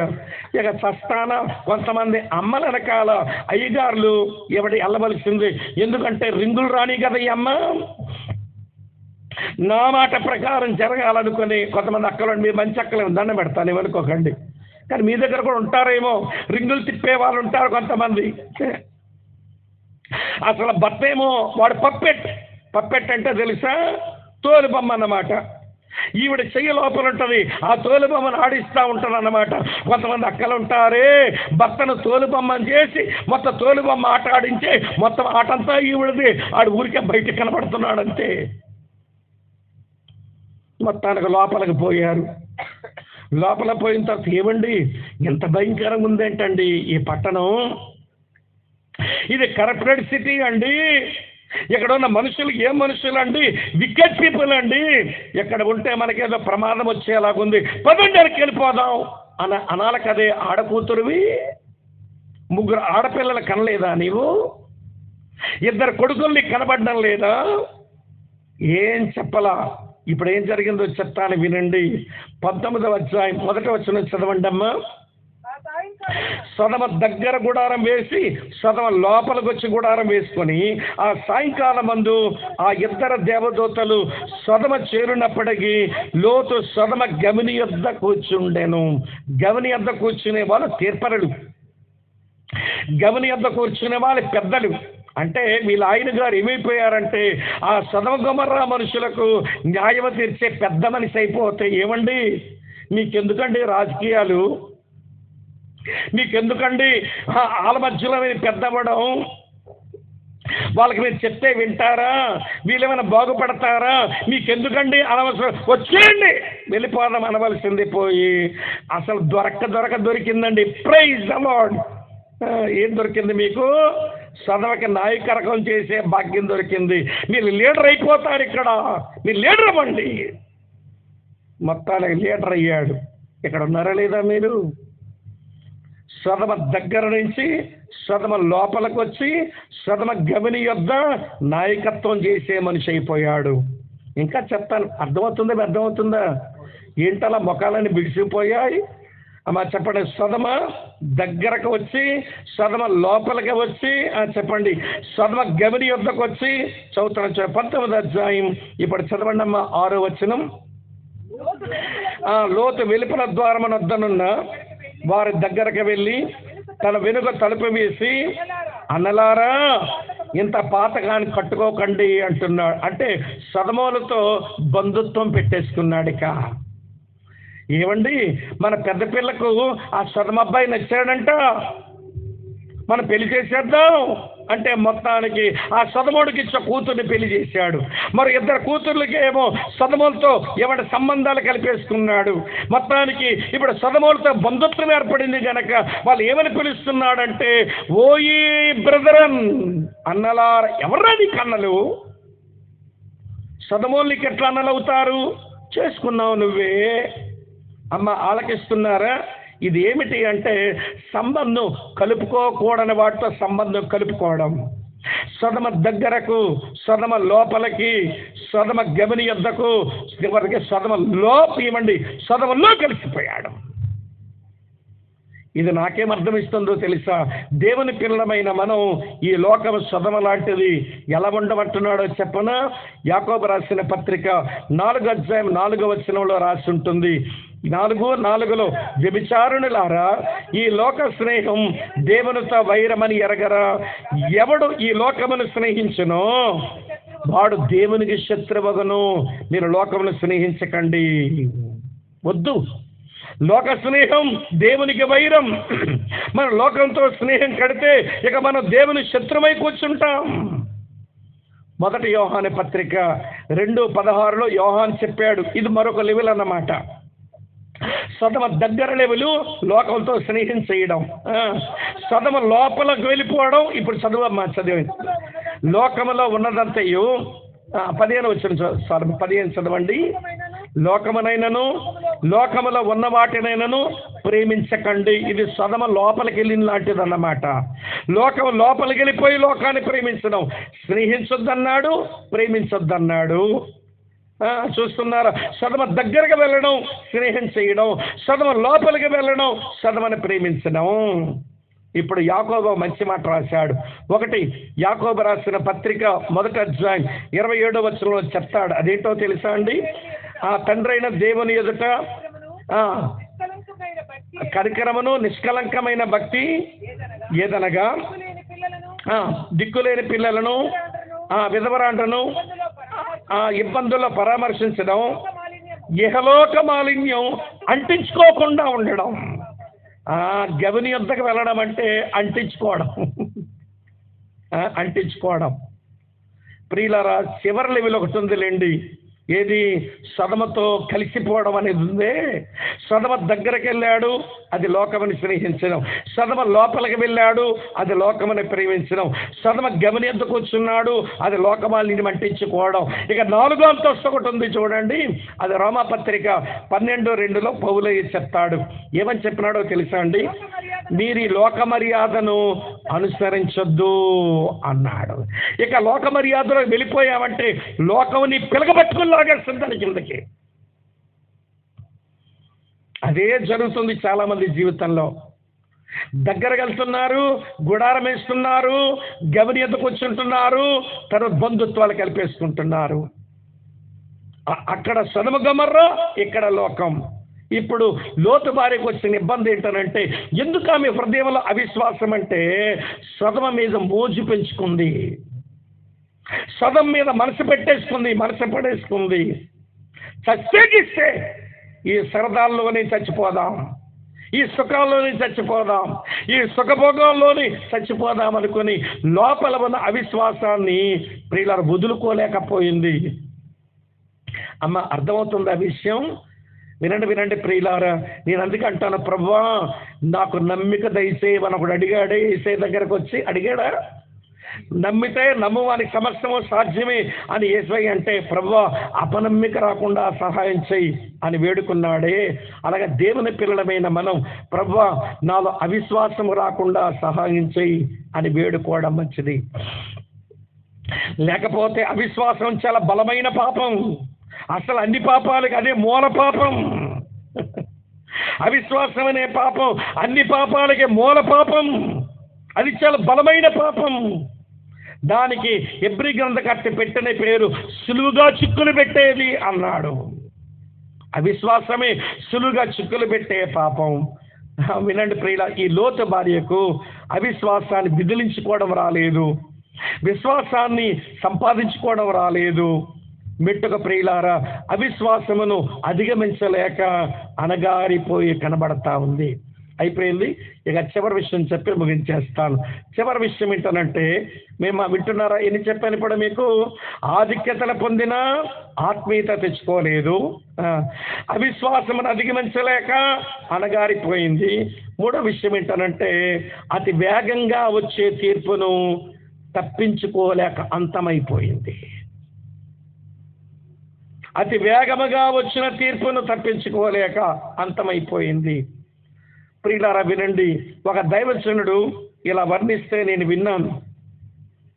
లోతు కొంచెం పరిగెడుతాడు, ఇద్దరు పెద్ద వయసు అయిపోయిన వాళ్ళేక చిన్నగా పరిగెడుతున్నారట. పరిగెత్తుతుంటే ఏమండి మధ్య మధ్యలో లోతు, అమ్మాయి వస్తున్నావా? వస్తున్నాను పదండి అంటుంది. నంగన నమ్మించేస్తుంది, భర్తను భలే నమ్మించేస్తుంది. వస్తున్నాను పదండి అంటే సరేలే అని కొంచెం పరిగెడతా, అమ్మాయి వస్తున్నావా అన్నాడట. అంటే వస్తున్నాను పదండి, ఊరికి అరుస్తారు ఎందుకు? మళ్ళీ పరిగెడుతున్నాడట. అమ్మాయి వస్తున్నావా? మీ దగ్గర ఉన్నాను పదండి, వెనకాలన్నానంది. మరి కొంచెం దూరం వెళ్ళాక అమ్మాయి వస్తున్నావా అంటే పలుకోలేదు, ఉలుకోలేదు. ఈ మధ్యలో ఏమైపోయిందనంటే, దేవుడు వెనక్కి చూడొద్దన్నాడు. దాని మీద మోజు, దాని మీద మమకారం, దాని మీద ఇష్టం పెట్టుకుంది. వెనక్కి తిరిగి చూసింది, దేవుని తీర్పుకు లోనైపోయింది. ఆ తీర్పు గురించి 3 ముక్కలు చెప్పి ముగించేస్తాను. ప్రియులారా, ఆవిడ మీదకు వచ్చిన తీర్పు, మొదటి తీర్పు ఏంటనంటే స్విఫ్ట్ పనిష్మెంట్, వేగముగా వచ్చిన తీర్పు. ఏమండి, సుజుకి మారుతి కంపెనీ వాడు స్విఫ్ట్ అనే కారు పెట్టాడు. స్విఫ్ట్ అంటే అర్థం ఏంటంటే వేగముగా వచ్చేది అని.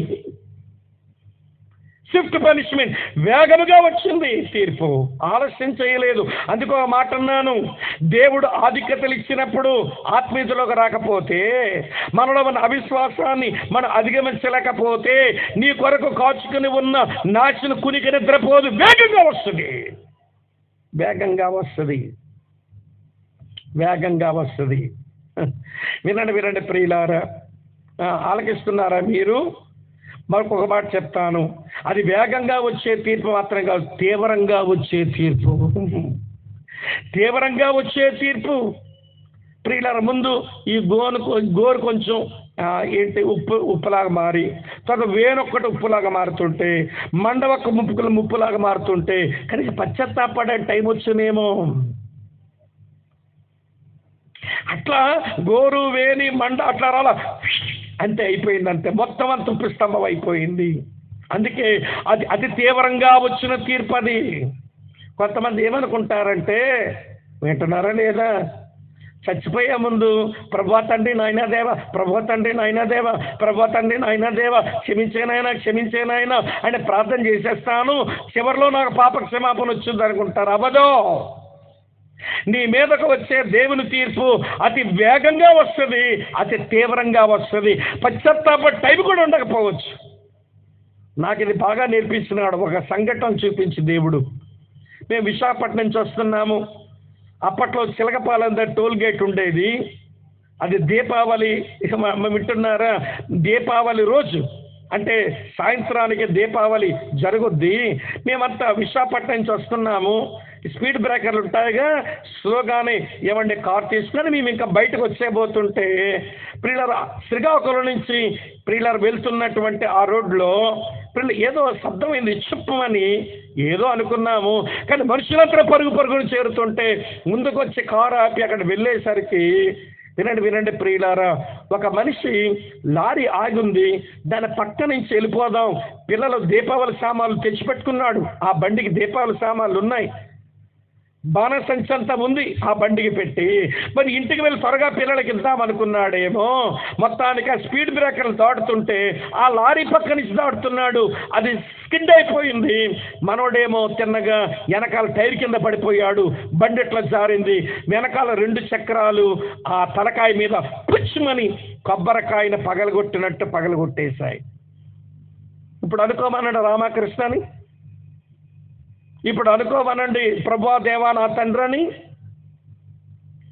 ఒకవేళ చెయ్యి ఇరిగినా, కాలు ఇరిగినా, ఒకవేళ ఏది ఇరిగినా కొంచెం ప్రాణం ఉంటే అయ్యో దేవా కనికరించు, తప్పు చేశాను, నీ చచ్చిపోతే నిత్య నాశనానికి వెళ్ళవలసి ఉంటుందేమో అని ప్రార్థన చేసుకోవడానికి వీలును.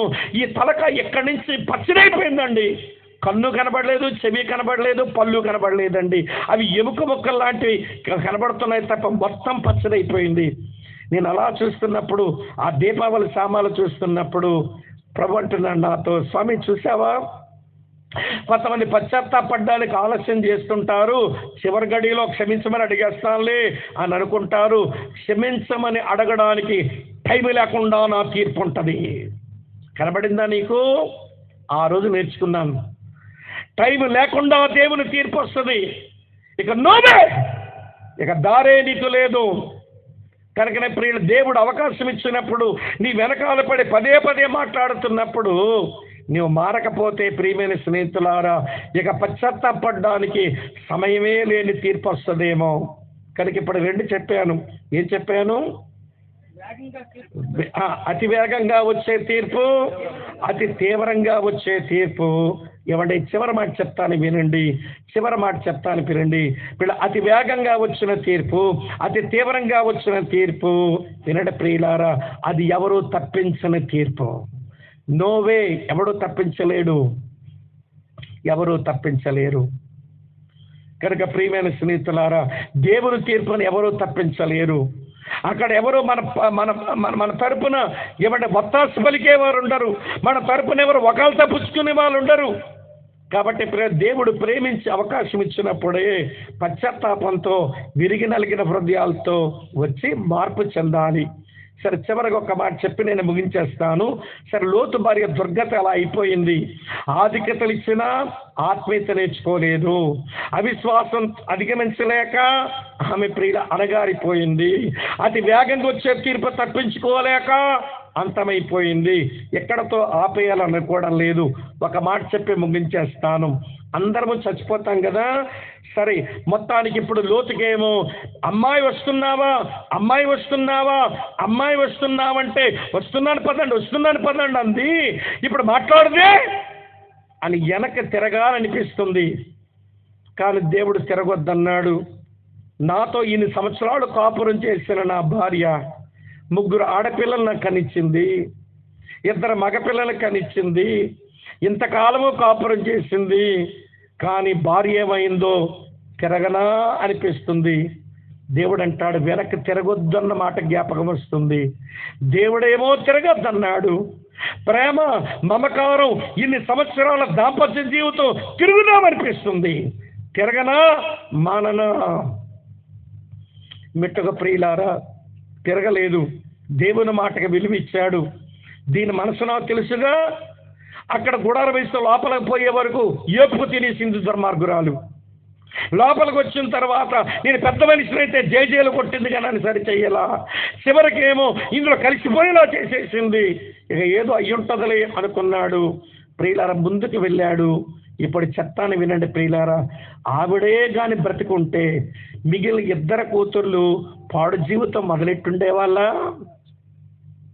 నాయనకు తాగుడు తాగిపించి నాయనతోనే కాపురం చేసి ఈ ప్రపంచంలో 2 శాపగ్రస్తమైన వంశాలకు వారిద్దరు తల్లులైపోయారే. ఈ దుర్గత వచ్చిండేది కాదుగా. ఏమండి, పిల్లలు ఎదిగిన పిల్లలు, ఆడపిల్లలు పెళ్ళిళ్ళు చెయ్యాలి, ఎవరిని తీసుకురండి, వాళ్ళ పిల్లల కనాలి, వారి సంసారం చూడాలి మనం అని చెప్పుండేది. పాపం ఆవిడే చచ్చింది. ఇక్కడ అమ్మ లేదు, నాయన చూస్తే ముసలోడు అయిపోయాడు, ఇక మన పిల్లలు కలకపోతే ఎట్లా అని నాయనకు తాగుడు తాగిపించి నాయన పక్కన పడుకొని ఒక 2 చెడ్డ జాతులకు మూల తల్లులు అయిపోయినారు వాళ్ళిద్దరూ. అయిపోయిన తర్వాత ఇప్పుడు అసలు విషయం చెప్పి ముగిస్తాను. లోతు కూడా చచ్చిపోయాడు. చనిపోయిన తర్వాత పరలోకం పోయాడట.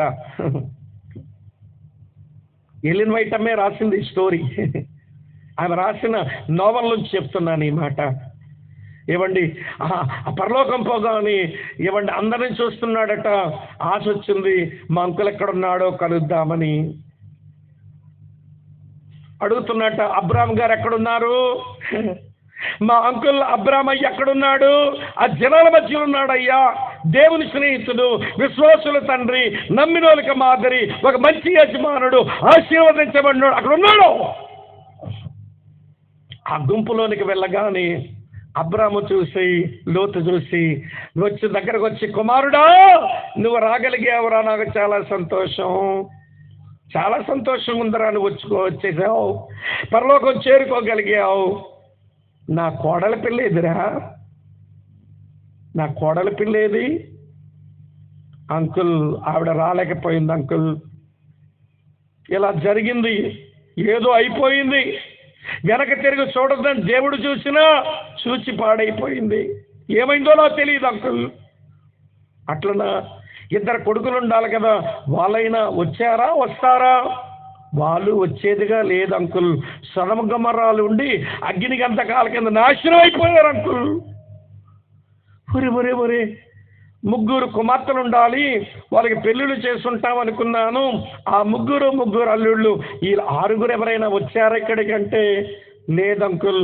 ఒక అమ్మాయిని సొదమోడికి ఇచ్చి పెళ్లి చేశాను, అది పాడైపోయింది, వాళ్ళు రాలేదు నా వెనకాల, వాళ్ళు నాశనం అయిపోయారు. మరి 2 ఆ 2 నాతోనే వచ్చారు అంకుల్, కానీ వాళ్ళు చెయ్యరాని పాడు పనిచేసి దేవుని కోపానికి గురయ్యి ఒక 2 చెడ్డ సంతానానికి తల్లులుగా మారిపోయారు. నాకు తెలియక నేను పడుంటే నాతో పాపం చేశారు నా 2 కూతుర్లు. అరే లోతు, నేను లెక్క పెట్టుకున్నాను రా, నీవు, నీ భార్య, నీ కూతుర్లు 3, 5, నీ కొడుకులు 2, 7, ఎక్కడ అల్లుళ్ళు వస్తే ఒక 3 వస్తే మొత్తానికి 10 మంది అవుతారని 50 నుంచి మొదలెట్టాను రా దేవుడితో బేరం. దేవా 50 మంది ఉంటే వదిలేవా? 40 మంది ఉంటే తీర్పు తీర్చకుండా వదిలిపెట్టవా? చివరికి 10 వరకు వచ్చాను రా. 10 మంది అయ్యుంటారు మీరు నీతిమంతులు సొదమలు అనుకున్నాను. ఒకవేళ నీతో ఉన్న 10 మందిని నువ్వు రక్షణలోకి నడిపించి వాళ్ళ నీతిమంతులుగా తెలిసిన బలహీనుడు అయ్యి ఉంటే ఒక్కడున్నా వదలవా అని వరకు వచ్చేవాడేమో ప్రార్థనలో. నేను 10 మంది వరకు అడిగేసరికి దేవుడు వెళ్ళిపోయాడు. నేను నిబ్బరంగా ఉన్న 10 మందిని తయారు చేసి ఉంటాడు మా తమ్ముడు కొడుకు, వాళ్ళు నీతిమంతులు అయ్యి ఉంటారు, వాళ్ళ మీద ఉగ్రత రాదనుకుని సంబరపడ్డాను రా. ఎంత పాడు పని చేసావురా నువ్వు, ఒక్కళ్ళని తెచ్చుకోలేకపోయావు. నీ వెనకాల నీ కుటుంబ సభ్యుల్ని ఒక్కళ్ళు తెచ్చుకోలేకపోయావు కదరా. సోంపేట కర్మేలు చర్చ ప్రాంగణంలో దేవుడు అడుగుతున్నాడు, అందరం చచ్చిపోతాం, వెళతాం, నీతో పాటు నీ వాళ్ళు వస్తారా? నీతో పాటు నీ వాళ్ళు వస్తారా? వాళ్ళ రక్షణలోకి వచ్చే వరకు ఏడవటం, వాళ్ళ రక్షణలోకి వచ్చే వరకు దేవుని పాదాలు పట్టుకోవడం, వాళ్ళ రక్షించబడ్డాక సంఘంలో చేర్చి వాళ్ళ దేవుని కొరకు పెంచడం. వాళ్ళు నీ కుటుంబ సభ్యులే కదయ్యా, వాళ్ళు నీ రక్తమే కదా బాబు. వాళ్ళ పాపక్షమాపణ, వాళ్ళ రక్షణ, వాళ్ళ జీవితం బాగుపడాలని, వాళ్ళు సంతోషంగా ఉండాలని, వాళ్ళ దేవునిలో బాగుండాలని ఆకలేని మనిషి అయిపోయావేమయ్యా నీవు. అది మీ అమ్మ కాదా? ఏది నీ ప్రేమ? ఏ పేగు తెచ్చుకుని పుట్టావో దాని మీద మమకారం చచ్చిందే. వాడు మీ నాన్న కాడా తల్లి? వాడు నీ అన్న కాడా? ఈమె నీ అక్క కాదా? ఏదో ఒక్కదాని లింగి మనకు నమ్మేననుకుంటావు. నేను నమ్మకం తగలయ్యా. ఎందుకు పనికొచ్చిన నమ్మకం ఇది? నిత్యత్వానికి పనికొచ్చిన విశ్వాసమేనా ఇది? దేవుని దాసురాలు ప్రతి గంగరాజమ్మ గారిని ఎరుగుదును, చాలా కాలంగా ఎరుగుదును. ప్రియులారా, దేవుడు తనకిచ్చిన కొడుకులందరూ రక్షణలోకి రావాలని, ఆ ఇద్దరు కుమార్తెల రక్షణలోకి రావాలని. ప్రియులారా, ఎక్కడైనా మీటింగ్కి వెళ్తే నేను ఎప్పుడో అలసిపోయి 5కి ఎప్పుడో లేచేవాడిని. ఈ అమ్మ ఎప్పుడు లేచేదో 4కు లేచి ప్రార్థన చేస్తుంటే ఆ ప్రార్థన మాటలు చెవిలో పడేవి. 5 గంటల వేడి నీళ్ళు పెట్టే బాబు, నాన్న స్వామి వేడి నీళ్ళు పెట్టానయ్యా, స్నానం చేసేసే ప్రార్థన చేసుకుందో కానీ లేపేది. ఏం ప్రార్థన చేసేదనంటే, కొడుకులందరూ, వాళ్ళకి దేవుడిచ్చిన పిల్లలందరూ వాళ్ళ పనిపాట్లు, వాళ్ళ వ్యాపారాలు అన్నిటి కొరకు ఏడవడమే. ఈ రోజున కొన్ని ఏమండి దాదాపుగా వాళ్ళ సంతానం అంతా రక్షించబడడానికి గల కారణం అమ్మ కార్చిన ఒక్కొక్క ఎవడి కళ్ళలోంచి పడిన ఒక చుక్క. అది వాళ్ళు చెప్తారా సాక్ష్యం, నేను చెప్పడం కాదు. ఈరోజు తల్లివయ్యావు, నీ నాన్న, మీ అమ్మ, మీ అన్నదమ్ముల అక్క చెల్లెల కొరకు తపనే లేదు. నువ్వు కొడుకువయ్యావు, ఆ తపన నీకు లేదు. నువ్వు కోడలువయ్యావు, ఆ తపన కూడా నీకు లేదు. ఒంటిగానే వస్తావా పరలోకం? నేనంటాను, ఒంటరిగా వచ్చిన పరలోకం అది నీకంత పరలోకంలాగా అనిపించదు. ప్రియులారా, ఎవరో ఒక దైవజనుడు రాశాడంటే పాత పాట ఈ మధ్య ఎందుకు పాడడం మానేశారు. ఆంధ్ర క్రైస్తవ కీర్తనలో ఉంటుంది ఈ పాట, చాలా బాగుంటుంది ఈ పాట. నేను మీకు చదివి ముగించేస్తాను. వినిపించమంటారా మానేమంటారా? ఏదో చెప్పండి అమ్మ తల్లి, భయం వేస్తుంది, బిగిసిపోయారు.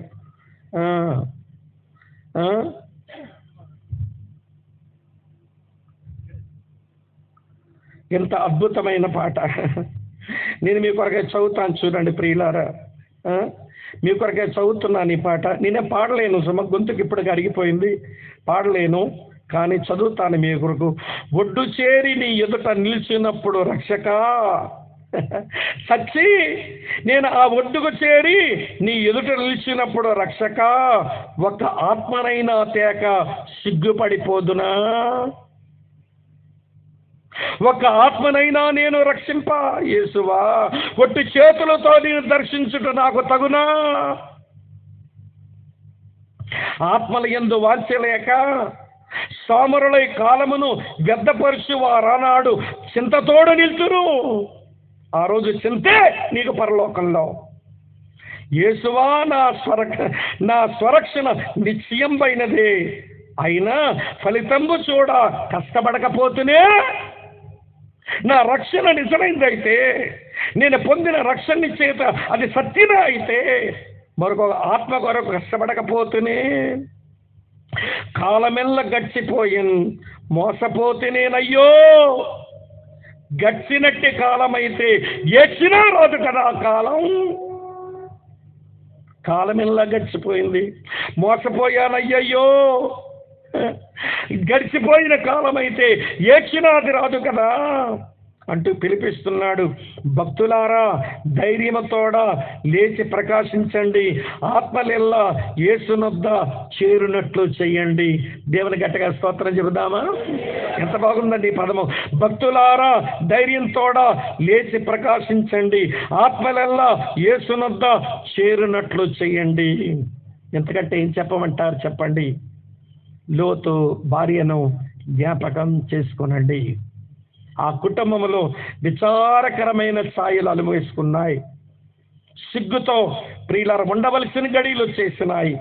లోతుగా దినమున అలాంటి గడియలే మనం తెచ్చుకుంటామా? లేదు లేదు. తలెత్తుకునే వాళ్ళలాగా, కొంతమందిని రక్షణలోకి తెచ్చిన వాళ్ళలాగా, కొంతమందిని బలపరిచిన వారి వలె ఆ దేవుని ముందు నిలబడ్డానికి ప్రభువా, సోంపేట, ఇచ్చాపురం, ఈ కవిటి, ఈ కంచిలి, ఈ బారువ, ఈ మందస, ఈ పలాస, ఈ ప్రాంతాల్లో నీ కొరకు బ్రతుకుతాను ప్రభువా. నువ్వు నన్ను ఉంచిన చోట మన ప్రభు అయిన యేసుక్రీస్తు మంచి వ్యవసాయదారుడు.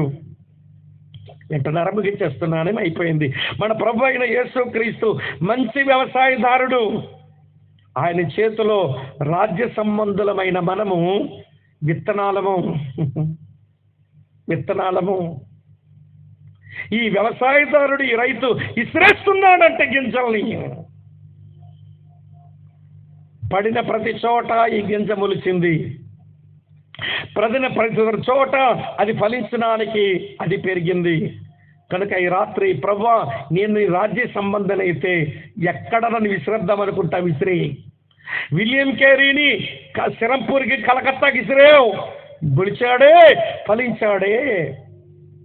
అదోనిరామ్ జడ్సన్ వినండి, మీరు బర్మాకి ఇసిరేసావు, మొలిచాడే, నీ కొరకు ఫలించాడే. బ్రదర్ భగత్ సింగ్ హైదరాబాద్కి విసిరేసావు, నిలిచాడే, మొలిచాడే, ఫలించాడే. ఏబి మాచలమణి గారిని కాకినాడ విసిరేసావు, బ్యాప్టిస్టుల కొరకు నిలిచాడే, మొలిచాడే, ఫలించాడే. వ్యవసాయదారుడు అయిన యేసు నీ చేత ఒక గోధుమ గింజను విసిరేవా? నన్ను విసిరేయి, నేను అక్కడ మొలుస్తా, అక్కడ నీ కొరకు బ్రతుకుతా, నీ కొరకు ఫలిస్తా, అనేకుల నీడ కిందగా తెస్తా, నీ కొరకు నమ్మకంగా నేను నీ సేవ చేస్తాను. ఇదే మన మాట అయితే లోతు భార్య అంటుంది, నా బ్రతుకు విన్నారు కదర్రా, ఈడు ఎంత భయంకరంగా నన్ను ఓచకోత కోశాడు ఈ రాత్రి. ఈ స్వామి నా బతుకును ఓచకోత కోశాడు. స్వామి మీద నాకేం బాధ లేదు, నా లాంటి గతి మీకు రాకూడదని బాగా చెప్పాడని ఈ స్వామిని బట్టి నేను సంతోషిస్తున్నాను అని లోతమ్మ కూడా అంటది నా గురించి. అది ఎరిగే చెప్తున్నాను ఈ మాట.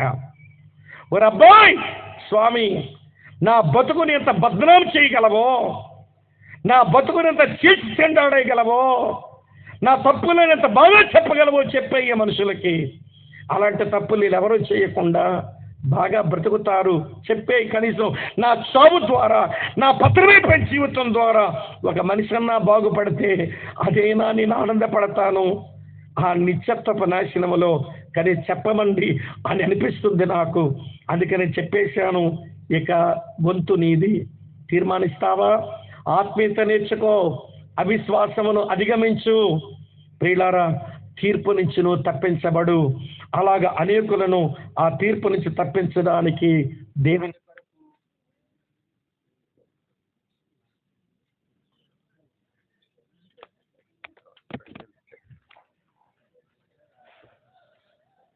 సమయం వాడికే తెలుసు. వాక్యం విని తీర్మానించుకుంటే ఇక వీళ్ళు దేవుని కొరకు బ్రతికితే నా రాజ్యం తగ్గొద్దని ఏదో చిన్న అభ్యంతరం అయినా పర్వాలేదు. దేవుడు మన మధ్య ఉన్నాడు. తల వంచండి, కళ్ళు మూసుకోండి, ప్రార్థన చేస్తాం. తల వంచండి, కళ్ళు మూసుకోండి, ప్రార్థన చేద్దాం. చిన్న వచనం, 4 పదాల వచనం మన ముందు ఒక గంభీరమైన సందేశాన్ని మిగిల్చింది.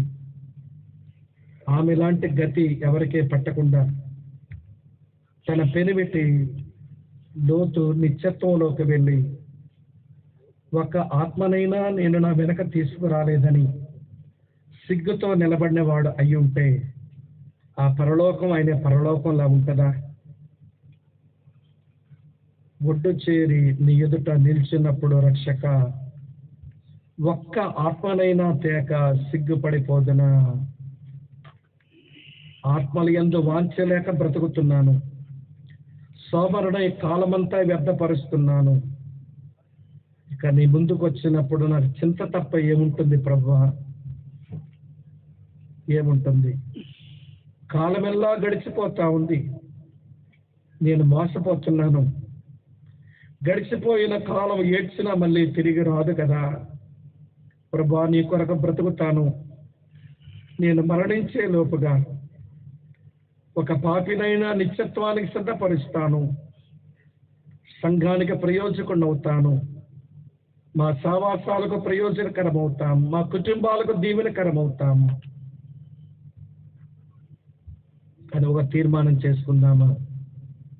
నిజముగా దేవుడు నీతో ఈ రాత్రి మాట్లాడాడు అని నీకు అనిపిస్తే, దేవుని కొరకు బ్రతకడానికి నువ్వు ఒక తీర్మానం చేయగలిగితే, ప్రియులారా, మీరు కూర్చున్న చోట నెమ్మదిగా మీ కుడి హస్తాన్ని కొంచెం పైకెత్తి ప్రార్థన చేసుకుని ఆయనకు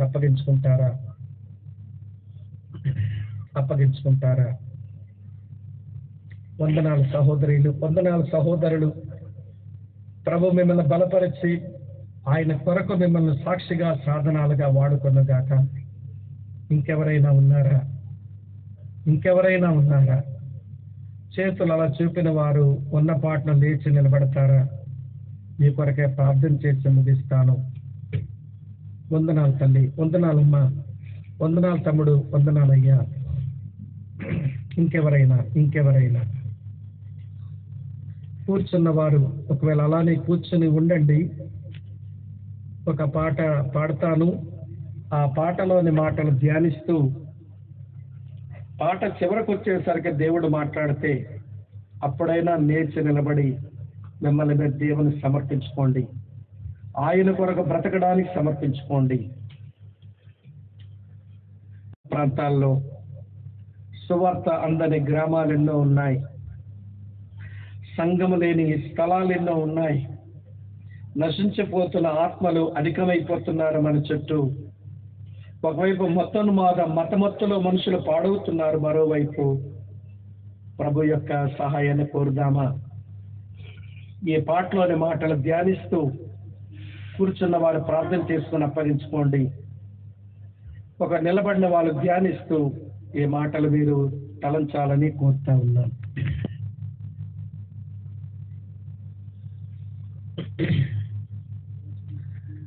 సువార్త అందని ఊరు ఉండనే కూడదు, సంఘము లేని గ్రామం అసలుండనే కూడదు. సువార్త అందని ఊరు ఉండనే కూడదు, సంఘం లేని గ్రామం అసలుండనే కూడదు. ఇదే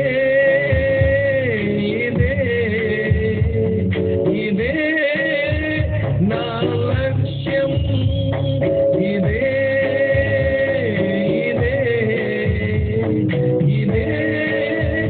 నా ఆశయం.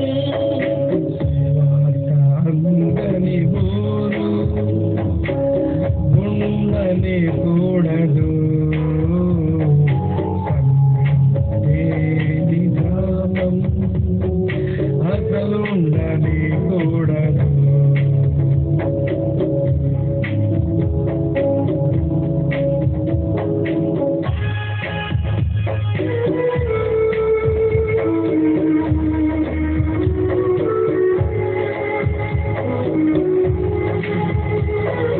ఆలోచిస్తూ ప్రార్థన చేద్దాం. అయిపోయినాయి కూడికలు.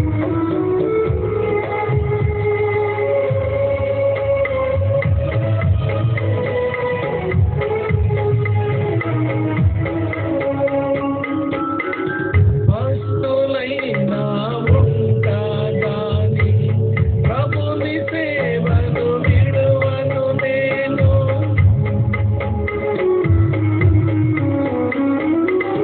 భక్తులైనా ఉంటాగాని ప్రభుని సేవను విడువను నేను. నిందలైనా మోస్తాగాని నీతినెప్పుడు విడువను నేను. సాగెదను ముందుకు, సాగెదను శుభవార్తను, సాగెదను ముందుకు, సాగెదను శుభవార్తను. సువార్త అందని ఊరు ఉండనే కూడదు, గ్రామం అసలుండనే కూడదు.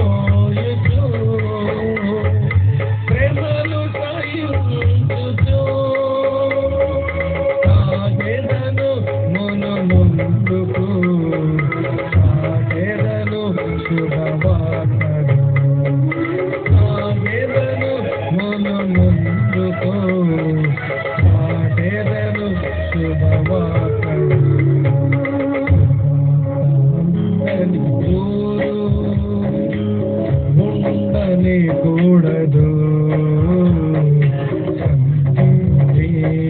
గ్రామం అసలుండనేకూడదు. సువార్తందని ఊరు ఉండనేకూడదు. గ్రామం అసలుండనేకూడదు. ఇదే ఇదే ఇదే నా లక్ష్యం. ఇదే ఇదే ఇదే నా ఆశయం. ఇదే ఇదే ఇదే నా లక్ష్యం. ఇదే ఇదే ఇదే నా ఆశయం. ఏ లక్ష్యం కొరకు బ్రతుకుదాం చెప్పండి? ఏ ఆశయం కొరకు బ్రతకడానికి ఈ కూడికలు ముగించి వెళదాం చెప్పండి? కొంచెం సమయం ఎక్కువైంది. నీ మనసును పరధ్యానములోకి లాక్క నీ ముందు నీ ప్రభువు నిలిచి ఉన్నాడు అనే స్పృహతో ప్రార్థన చేసుకుని అప్పగించుకుంటావా? ఆయన కొరకు బ్రతకడానికి, ఆయన కొరకు సాక్ష్యం అవ్వడానికి, అనేక ఆత్మల రక్షణ కొరకు ఏడవడానికి ఒక తీర్మానం చేస్తావా? ఇంకా ఎవరైనా ఉంటే లేచి నిలబడొచ్చు. మీ కొరకు ప్రార్థన చేసి పాస్టర్ గారికి టైం అప్పగిస్తాను. పరమ తండ్రి, మీకు వందనాలు చెల్లిస్తూ ఉన్నాం. ఇది మీ సన్నిధి. ఈ ప్రజలు నీ ప్రజలు, నేను నీ సేవకుడను. నీవెంతసేపు మాట్లాడుకున్నది నీ వాక్యం.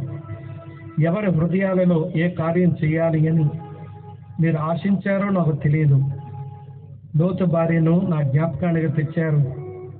ఆమె మీద కొంత వివరణ ఇమ్మన్నారు. నేను ఇచ్చేశాను. నా పని అయిపోయింది.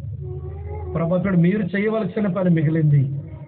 హృదయాలలో కృపాకార్యం చేయండి నాయన. దర్శించండి బాబు, లోతుగా ఒప్పించండి. ఆమె చేసిన తప్పిదాలు మేము చేయక ఆత్మీయులమై అవిశ్వాసంలో వదులుకున్న వారమై అతి వేగంగా వచ్చే తీర్పును తప్పించుకున్న వారమై నోవహు ఓడలోనికి పోయినట్టు, లోతొక్కడ బయటకు వచ్చినట్టు మేము కూడా నిత్యత్వంలోకి రావడానికి సహాయం చేయండి. నీ ఉగ్రత నుంచి మమ్మల్ని కాపాడండి. అలాగ అనేకులు కాపాడడానికి మేము బ్రతుకుతామని నేను నిలబడ్డాను. నాతో చాలా మంది నిలబడ్డారు. ప్రభువా, మమ్మల్ని అందరినీ నీ కొరకు వాడుకోనండి. మా వయసు అయిపోతుంది. మా సమయం తగ్గిపోతా ఉంది. నీ రాకడకు సమయం ఆసన్నం అయిపోతుంది. మా కళ్ళ ముందే అనేకులు అకస్మాత్తుగా చచ్చిపోతున్నారు. మేము త్వరగా నీ సువార్తను చెప్పడానికి మమ్మల్ని సంసిద్ధపరచండి. ఈ కూడికల్లో ప్రత్యక్షంగా పరోక్షంగా ప్రయాసపడిన ప్రతి వారిని దీవించము. స్థానిక సంఘాన్ని ఆశీర్వదించండి. సంఘంలో ఉన్న ప్రతి కుటుంబానికి దీవెనివ్వండి. నేను నింపండి. యేసు నామములోని స్తోత్రాలు చెల్లించి అడిగి వేడి ప్రార్థిస్తున్నాము తండ్రి. ఆమేన్. దయించి కూర్చునండి.